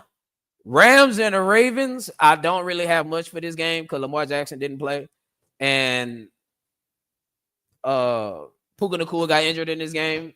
And I would say this. Matthew Stafford will have better games. Matter of fact, let's look at his numbers right quick. Just a quick little glance at it. Yeah, 17 for 26, 181, 1 touchdown. I mean, a pretty pedestrian game by Matthew Stafford standards.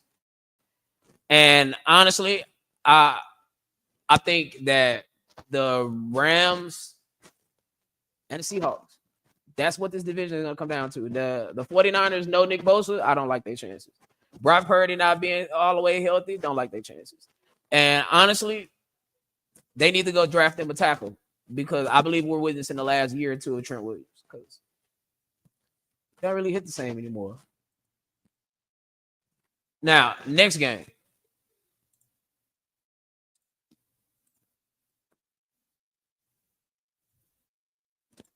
Next game, we got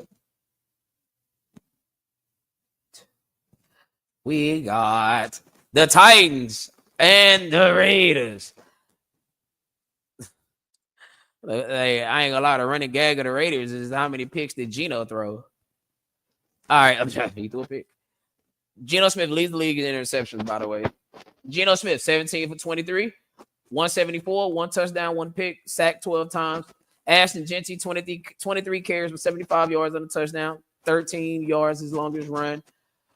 But the story of this game isn't necessarily the Raiders, more so than it is the Titans. This was the last stand of Brian Callahan and Bill Callahan, for that matter, because the Callahans, one quit and the other one got fired. Now, I've been saying for the longest that the Titans should let go of Bill Callahan, well, Brian Callahan, I'm sorry. And I know my boy, J-Dub, my boy was saying they should keep Callahan, but I don't see what it'll do for Cam Ward if they keep Callahan. And honestly, they just got to ride this season out because whoever you bring in there, they're going to be running Callahan's system anyway. It's not like they're going to just come and introduce a brand new system in the middle of the season. And with that being said, Tennessee just got to go up. More than likely, Tennessee is going to be a top 3 draft pick, top 5 draft pick, more than likely. And they need help at receiver, bro. And I know it's a contract year for George Pickens also. And I heard talks about the Raiders and the Patriots and this, that, and the third. But I think George Pickens might do pretty good out there in Tennessee. Because George Pickens want to be a number 1. He want to go somewhere where his skills would be able to flourish, et cetera, et cetera. So he got to go somewhere where he can be the number 1. Now, I know Shannon Sharp said us at one point, but no. Like no. Let him crash out on somebody else's dime because he's gonna want $30+ million. And I ain't gonna lie, the way he's playing this year, he probably should get $30+ million according to the market. But I don't like that. Not for us, not for the New York Giants at least.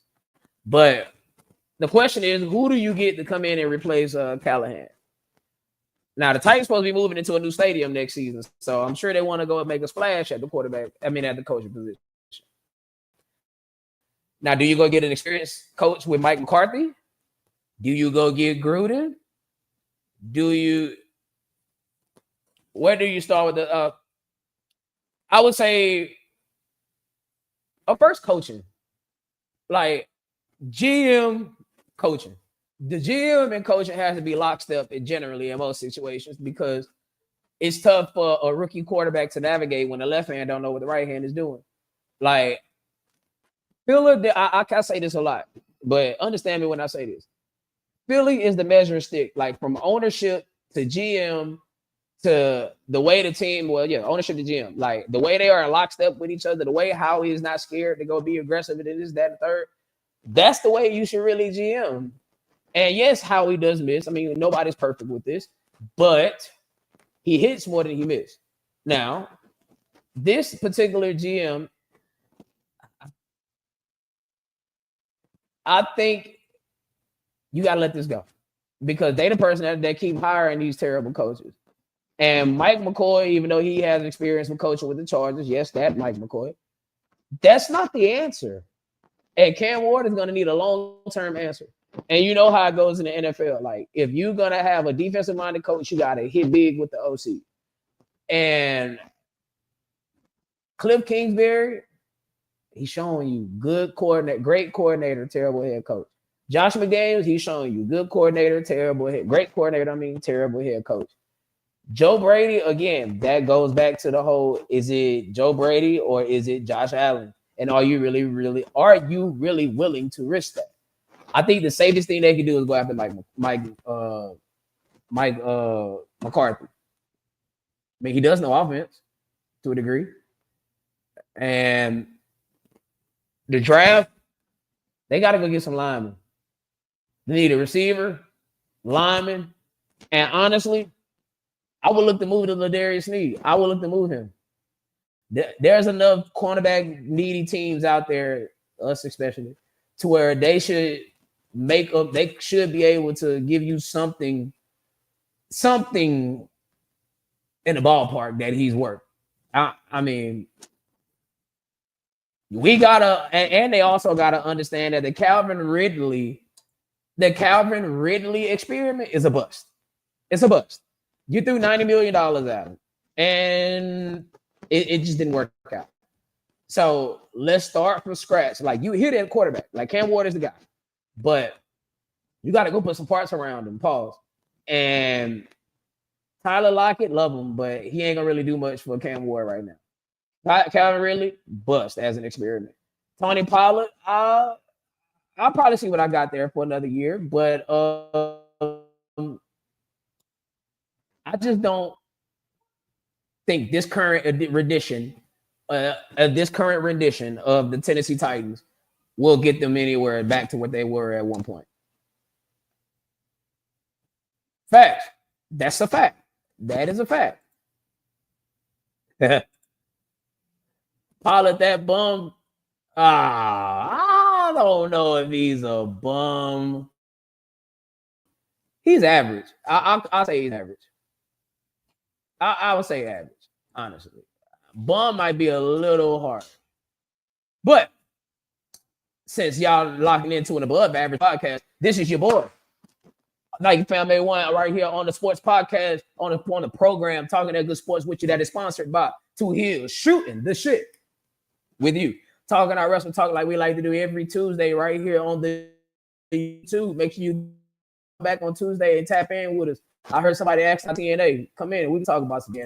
Also, give a shout out to my boy Monkey Man over there talking monkey business with Monkey Man. Oh, come on now. Pull up now. Hold on now, y'all. My shit ain't showing up. Okay, there we go. Talking monkey business with Monkey. My boy also be a whole lot of content that goes on a weekly basis. He be tapped in with my boy Bearded Conversation. Y'all just seen Bearded down there in the chat. Y'all see his comments still up. Make sure y'all go tap in with my boy Bearded Conversations. They have conversations every night, riveting, entertaining, and intellectual conversations. So if you into intellect conversations, you want to be your intellect test, make sure you go tap in with my boy Bearded Conversations. Shout out to my boy for Show TV. Yeah, make sure y'all go tap. Hold on, let me take this comment down right quick, y'all. Hold on. We don't want to cover my boy shit up. Hold on, y'all. Hold on. All right, there we go. Yeah, God damn it. Make sure y'all go tap in my boy for Show TV, man. He right there with it every week. He come live with you with some good content. Make sure y'all hit like, share, and subscribe button. Also, shout out to my boy Tiger Mike over there on the Twitch channel. Tiger Mike 84 over there on your show. Any MLB, make sure you get you right. Make sure we supporting the people that support the podcast. We gotta support our people because they definitely support us. All right, man. Woo, gotta pay them bills. Nigga. Gotta pay them bills. Tap in with my blood of monkey man. Yeah, my boy, music tonight though. Yep, they got that music going tonight. If you got some music that you want to promote, make sure you tap in with Bearded Conversations, man. That's a good Shot Town connect right there. All right, let me skate through right quick, man. Let me skate through because I still gotta get my predictions for the week. All right. Hold on, man. Let's go back. I could have just pressed the back button, bro. What the fuck? All right, week 6. All right, we already went over Bengals and Packers. Okay, 49ers, Bucks. All right, I don't really have a lot to say about the 49ers and Bucks game. I mean, at this point, Baker Mayfield is the leader, in my opinion, for the MVP. If I had to pick, Baker Mayfield is playing out of his fucking mind. Like, the way man, look, we all knew that Baker had that swagger amongst and that moxie. We saw flashes of that at Oklahoma outside of him grabbing his nuts and putting up the middle finger. But Baker, I'm so happy for Baker Mayfield, bro. Like the way that his career got written off when he left the Browns and he got cut by the Panthers, and then he ended up going to like Tony said, that cup of coffee out there with Sean McVay. Then he ends up with the Bucks and having to replace Brady. Right now, as it currently sits, I understand what Jameis Winston is, but Baker Mayfield honestly is the the second greatest quarterback in Buccaneers history. To me. I mean, it ain't like there's a lot to pick from. And I understand Brad Johnson won a Super Bowl, blah, blah, blah. But yeah, better than Brad Johnson. Because let's be honest, there in 2002, it was the defense that drove the Bucks. And the 49ers, they trying, bro. But injuries is going to deplete their season. Last game, not the last game, but the next game, Lions and the Chiefs. Okay, this is worth checking the box score. For. Okay, you got Jared Goff, 23 or 29, 203, 2 touchdowns. You got Jabbar Gibbs. I mean, a pretty average day running the ball, all things considered. But at one point, it felt like the Lions were just running that motherfucker down the Chiefs' throat. You understand me? But 23 carries between 4 people. Okay, really 2 people. 98 yards, pretty average day on the ground. Now over here, Patrick Mahomes, 22 for 30, 257, 3 touchdowns. Patrick Mahomes leads the league in total touchdowns, both throwing and rushing. And he only threw 2 interceptions, which one of those interceptions came by way of Travis Kelce tipping the ball against the Eagles, and Makuba, or whatever number 24 name is, ended up picking it up. I spoke with him, man. He came from UT, the University of Texas. Now look, you got Isaiah Pacheco, Patrick Mahomes. They never had a run game, to be honest. And this might be one of Travis Kelce's best outputs all season. 6 receptions for 78 yards. And as you can see over here with the Lions, I mean, a pretty average day from the receivers. Nothing really to write home about. And honestly, are y'all ready to say the Chiefs back? Tell me something. At this moment, would y'all say the Chiefs back? Bro, I gotta get you that wrench, bro. Pause. I gotta get that for you. Hit that like, for sure. I appreciate that. Please hit that like button.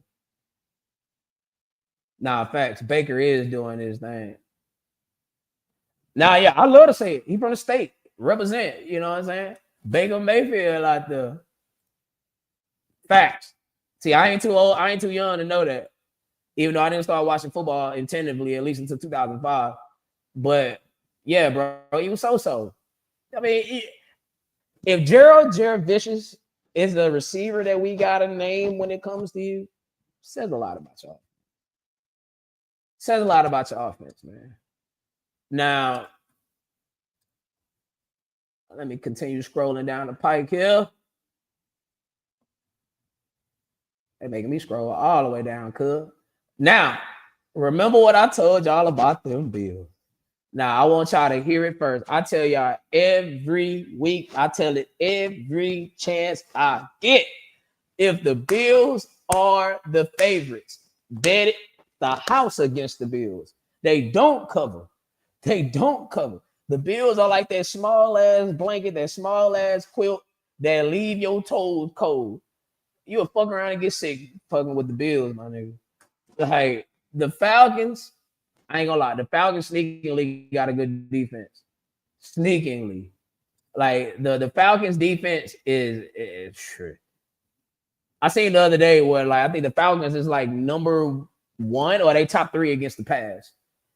I think the Texans is in there somewhere, but the Falcons are top three or top three or top five against the pass, which is still damn good for the Falcons. But the Bills, I'm not writing them off just yet. But as it is currently sits, if I'm not mistaken, let me look at this right quick. Let me look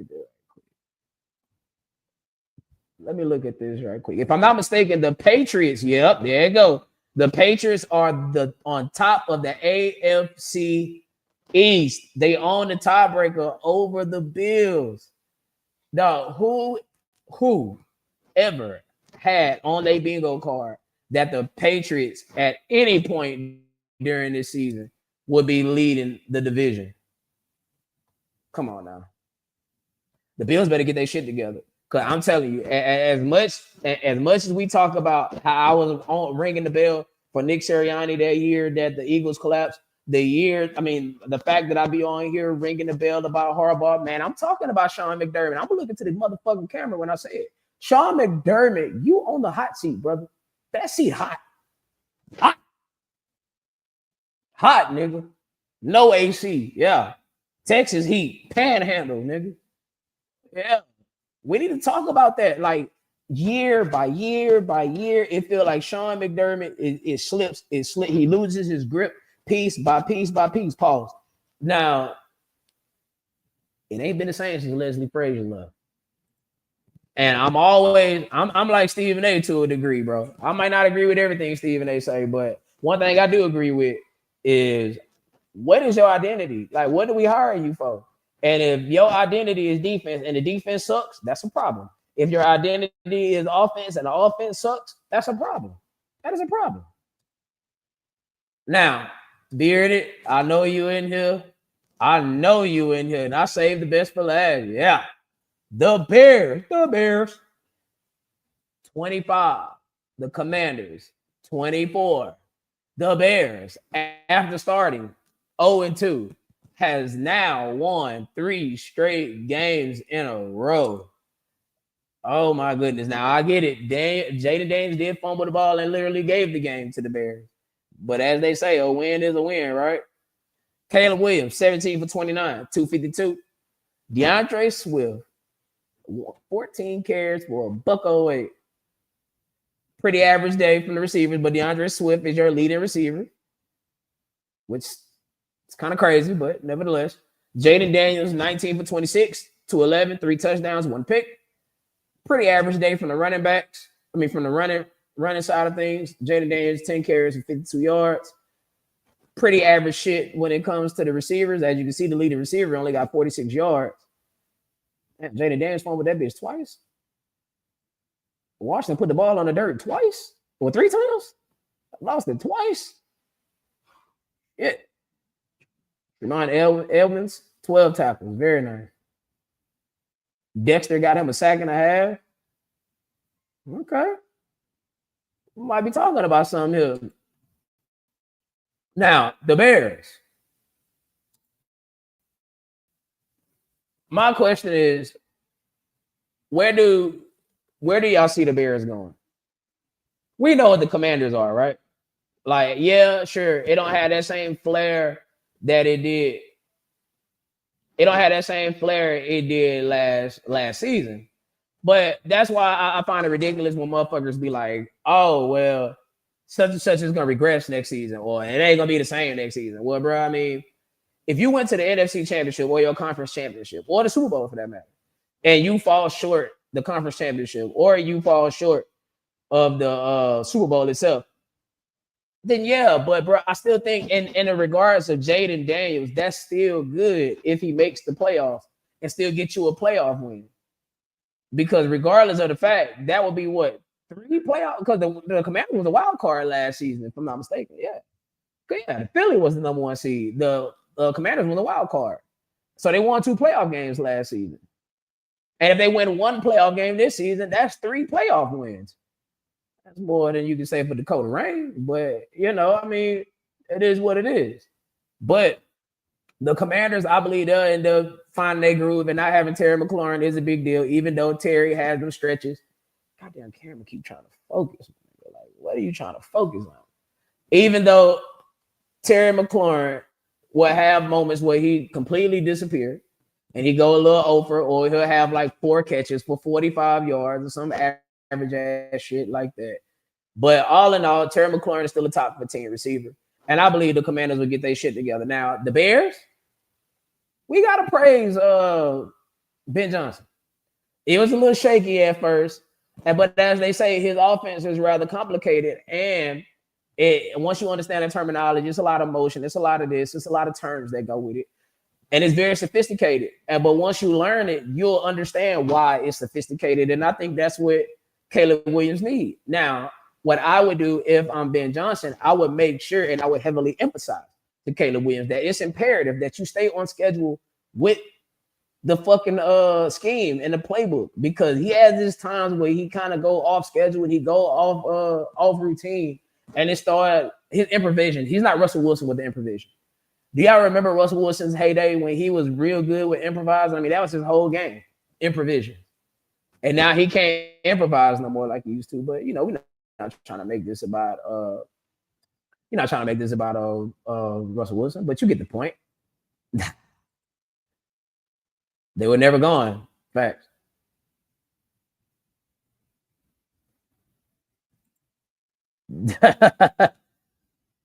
No, he is. He is. No, he is. That is a fact. He is growing in the league. Like, I can't lie about that. My boy is growing. Now, I still think he might need a little bit more help. I don't believe in DeAndre Swift like that. I like what I'm seeing, but he's not an every down back to me. They in the draft, and like the 3rd or 4th round, I'll probably go after a running back if I'm the Bears. Or probably throw some money at Jahmyr Gibbs or David Montgomery. Just a thought. Just a thought. Just a thought. But that will wrap up week 6 of the NFL calendar. I mean, it only took us 2 hours to get through this, but I like what we do here over here on the program. So what we're going to do now is going to go through our week 7 predictions. Try to get through these right quick, man.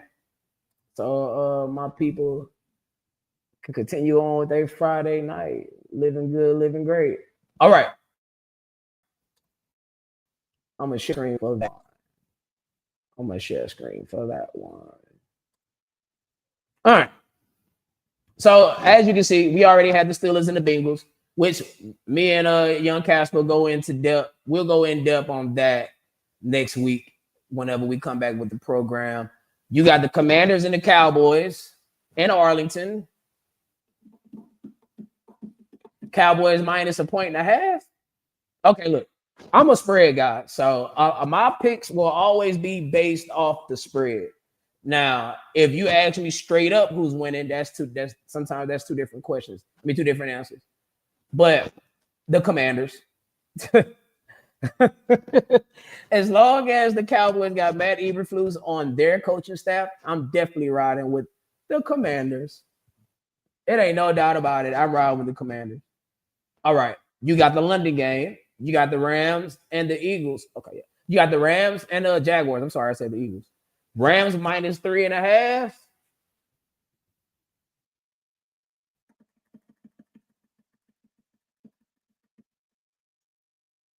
Give me the Jaguars. Give me the Jags. Give me the Jags, man. Hell yeah. Give me the Jags. I'm actually doing that. Yeah, I'm taking the Jaguars. I'm taking the Jaguars, man. Give them to me right now, cause the Jaguars look no Puka Nakua, and the Jaguars defense is actually pretty decent. I mean, the Rams defense is decent too, but their corners is so thin, and if that pass rush not wreaking havoc, they could definitely get exposed on the second level and on the third level. And yeah, I like Devontae Adams, but unless you about to pull a Jamar Chase, I got the Jaguars. Saints and Bears. The Bears. Chicago minus 4.5 in Shot Town.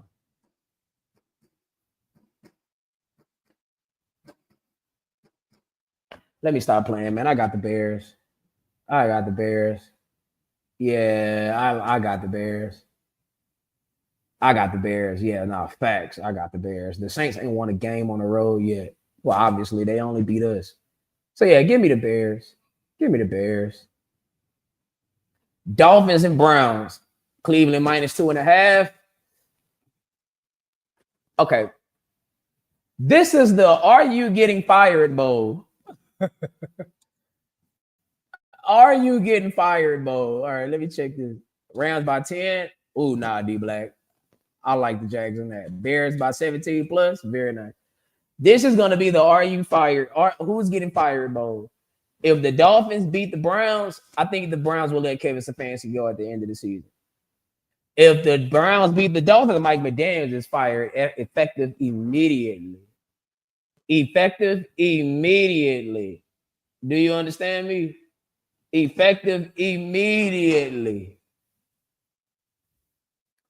But if I had to pick,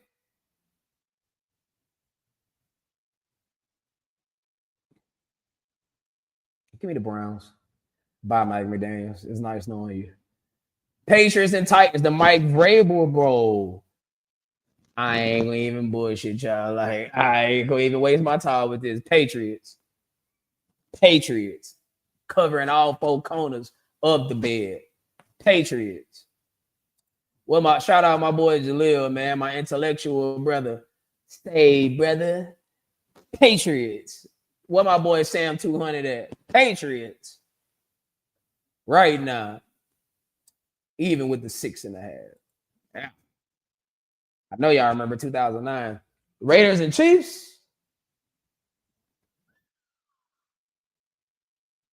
Gino lead the league in picks, y'all. And y'all know that spread is only that much because Rashee Rice is back. Oh, yeah. No bullshit. Chiefs minus 11.5.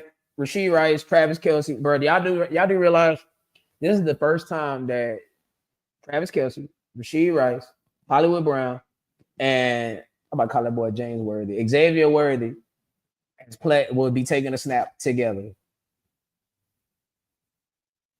Give me the Chiefs.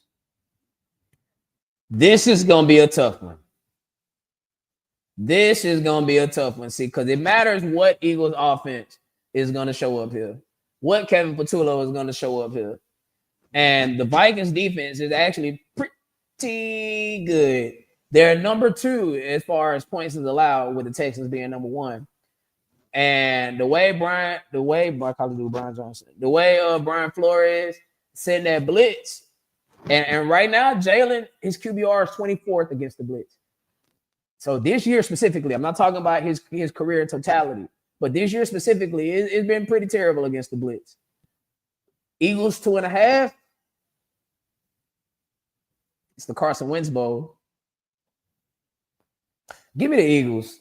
I think the Eagles will play with urgency in this game. And this is going to be that get right game for us. Because, boy, hey, look, if the Eagles lose, they beat us by 50. If that 50. If the Eagles lose, they beat us by 50 next week. No bullshit. But no, I got the Eagles, man. And they're going to cover. 2.5. Give it to me. Pause. Panthers and Jets. Panthers. We ain't even waste our time with it. Panthers, Giants, and Broncos. Woo, woo, woo. Help me. Chiefs by no less than 7. Beagles by no less than 3. Very nice. But that's the spread, D Black. 2.5. Uh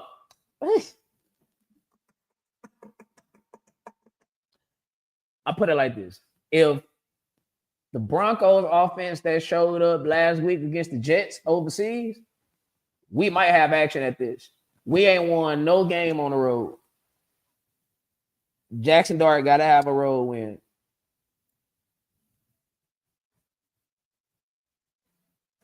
Give me the Giants.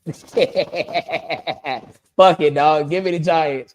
Hey, it's a biased pick. I know. It is what it is. At least I ain't ashamed to tell you. Give me the Giants. We're going to win our first back-to-back game since 2023, man. Fuck it. That's how I'm feeling and all. Colts and Chargers. Chargers minus 2.5. Herbie.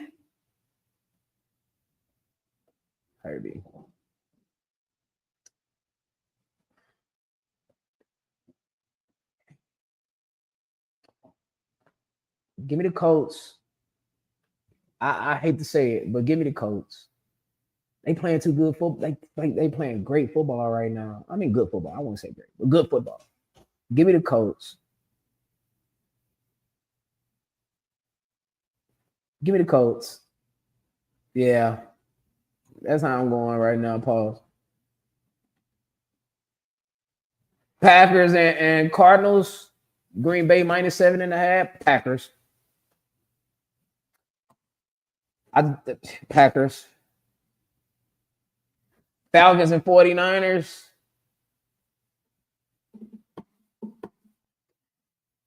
Give me the 49ers. Give me the Falcons. Give me Atlanta. Brock Purdy dog is out. Kittle comes back. But give me the Falcons, man. No pass rush.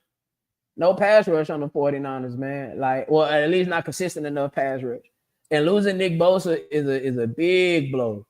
Big blow. Giants by 7. I like we getting love on here. I love Jackson Dart. And to round it out, we got the great game on Monday Night Football. 2 good games on Monday Night Football. Bucks and Lions. Man, give me Baker, nigga. Give me Baker, nigga. Fuck you saying? 5.5. Give me Baker right now. Texans and Seahawks. Give me the Texans. Rod, where you at? Rod, stand up. Give me the Texans. So, hey, man. Hey, my boy that was on the show tonight, that's who's on that second verse. That's who's on that second verse, bro. My boy that was on the show tonight. So make sure we give him some love, man. Make sure we give Casper some love, bro. I've been doing music with my boy for years. I need to send you some more of our shit. I'm a different type of thug, homie. I'm all about a prior pressure. Type of shit that had you laying up the stretcher. Get it take if you aggressive. My whole team here to send a message. Boy, be careful where you step. Yeah, I'm that nigga. Down to squeeze triggers. But I'm here to chase the bag. I'm only shooting for the figures. Roll the dope quicker. Only way to get the biscuit bigger. NikeFam, that's my nigga. Table shit, come fuck with us. Come on, bro. Trying to replace me? Yeah. Yeah. Bro, they gonna let it shake you. I'm rolling on that good smoke. Gas that'll bake you. Got me feeling playful, boy. I know I know you niggas hateful. My baby, she want world. I'm just hoping that she faithful. Lord, I gotta thank you. It's some real ones at my stable. Really making moves. Ready, willing, and able. Shaping the music game, but ain't no squares at the table. Yeah, bro. I ain't gonna lie. He put that motherfucker down. No bullshit. Hey, I gotta send you his song of him flowing over Basic Thugonomics, John Cena's old theme song, with it slow down. Oh my goodness. Pressure. Yeah, now fact. Fact. Fact. Now, to be clear, I went, hold on. I went Texans, Bucks, Giants, Birds, Falcons, Colts, Chiefs,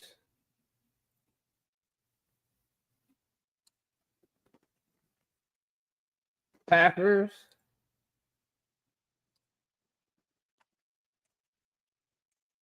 Panthers,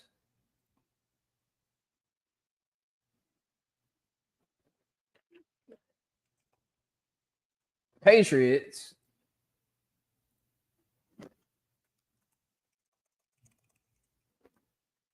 Browns, the Bears,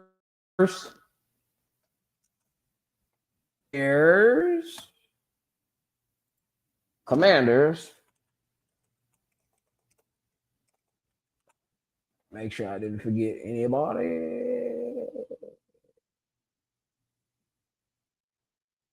Yep. That's what we got going this week. Texans, Bucks, Giants, Birds as in Eagles, Falcons, Colts, Chiefs, Packers, Panthers, Patriots, Browns, Bears, Commanders. That's what we going this week. That's what we going this week, man. Hey, somebody, make sure I take a picture of this. Screenshot that, somebody. Screenshot that. So that way, when we come back on here next week, we can put these picks up and we'll see how we doing. Next year, I'm definitely going to keep tally of the picks. So, with that being said, my people, it's been almost 2.5 hours. We've been more than wonderful on this channel. I swear I'm going to try to come back with more consistent programming here on the program. I know I missed last week. I'm going to try not to be missing weeks like that. But for sure, we will definitely have. Peace out, my boy Bearded, man. I'm gonna come in the comments on your stream, Paul. But for sure, that wrestle talk. Make sure y'all tap in this week, man. We got some real interesting stuff to talk about with the whole Andrade situation. We got Chris Jericho coming back, like a whole bunch of other things. But basketball season, we're gonna be back in here. You know, I gotta talk about my Lakers and how it's time that we cut the cord on LeBron James. It's time. But with that being said, my peoples, make sure y'all go support all my boys on the other channel. Like my boy said, he about to go play my music on his channel. Shout out to my boy Young Casper coming through here. Shout out to everybody that come through here every week. Shout out to any and everybody that help support this show. But y'all know how it go, man. I mix it in right with the Sprite.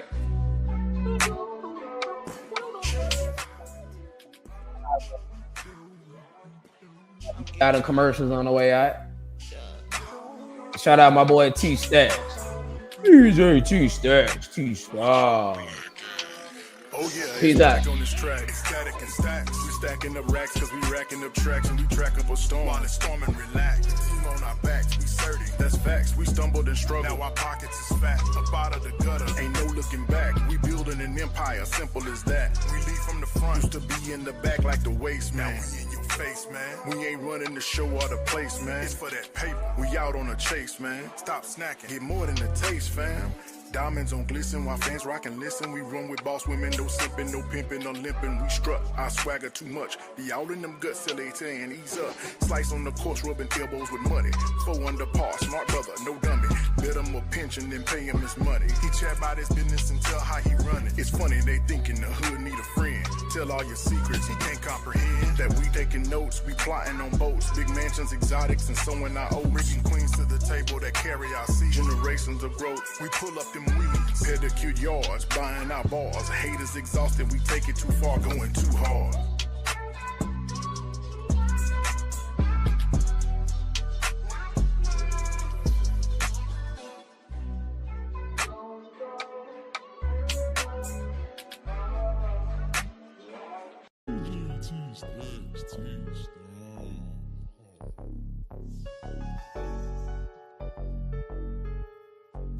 Respect the motherfucking record.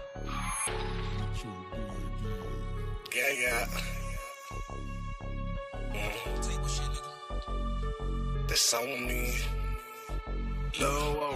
25 fighters on my motherfucking dresser. I got the pressure, don't test us.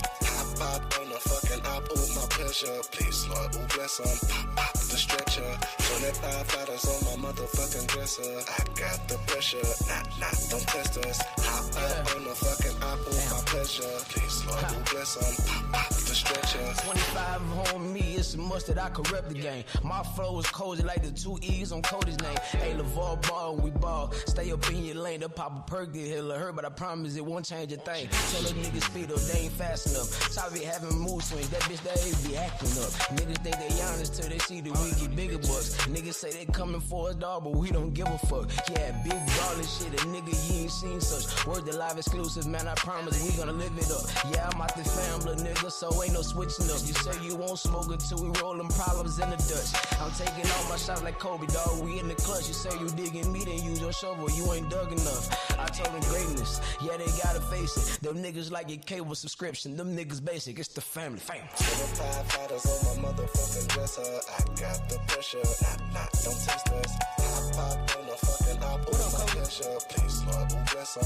Pop the stretcher. 25 fighters on my motherfucking dresser. I got the pressure, don't test us. Pop on the fucking op, ooh, my pleasure. Please, Lord, ooh, bless them. I'm a different type of thug, homie. I'm all about applying pressure. Type of shit that had you laying on the stretcher. Get the tech if you aggressive. My whole team here to send a message. Leave your mama in depression. But be careful where you stepping. I'm that nigga. Down to squeeze triggers. But I'm here to chase the bag. I'm only shooting for the figures. Roll the dope quicker. Only way to get the biscuit bigger. Nike fam, that's my niggas. Table shit, come fuck with us. Trying to replace me, but I'm the one that made you. Bitch niggas try to shake you. Real niggas won't let it face you. I'm loaded on that good smoke. Gas that'll bake you. Got me feeling playful. Well, I know you niggas hateful. My baby, she my world. I'm just hoping that she faithful. Lord, I gotta thank you. With some real ones in my stable. My team making moves. Ready, willing, and able. Shaping the music game, but no squares at the table. 25 fighters on my motherfucking dresser. I got the pressure, don't test us. Pop on the fucking op, ooh, my pleasure. Please, Lord, ooh, bless them. Pop the stretcher. 25 fighters on my motherfucking dresser. I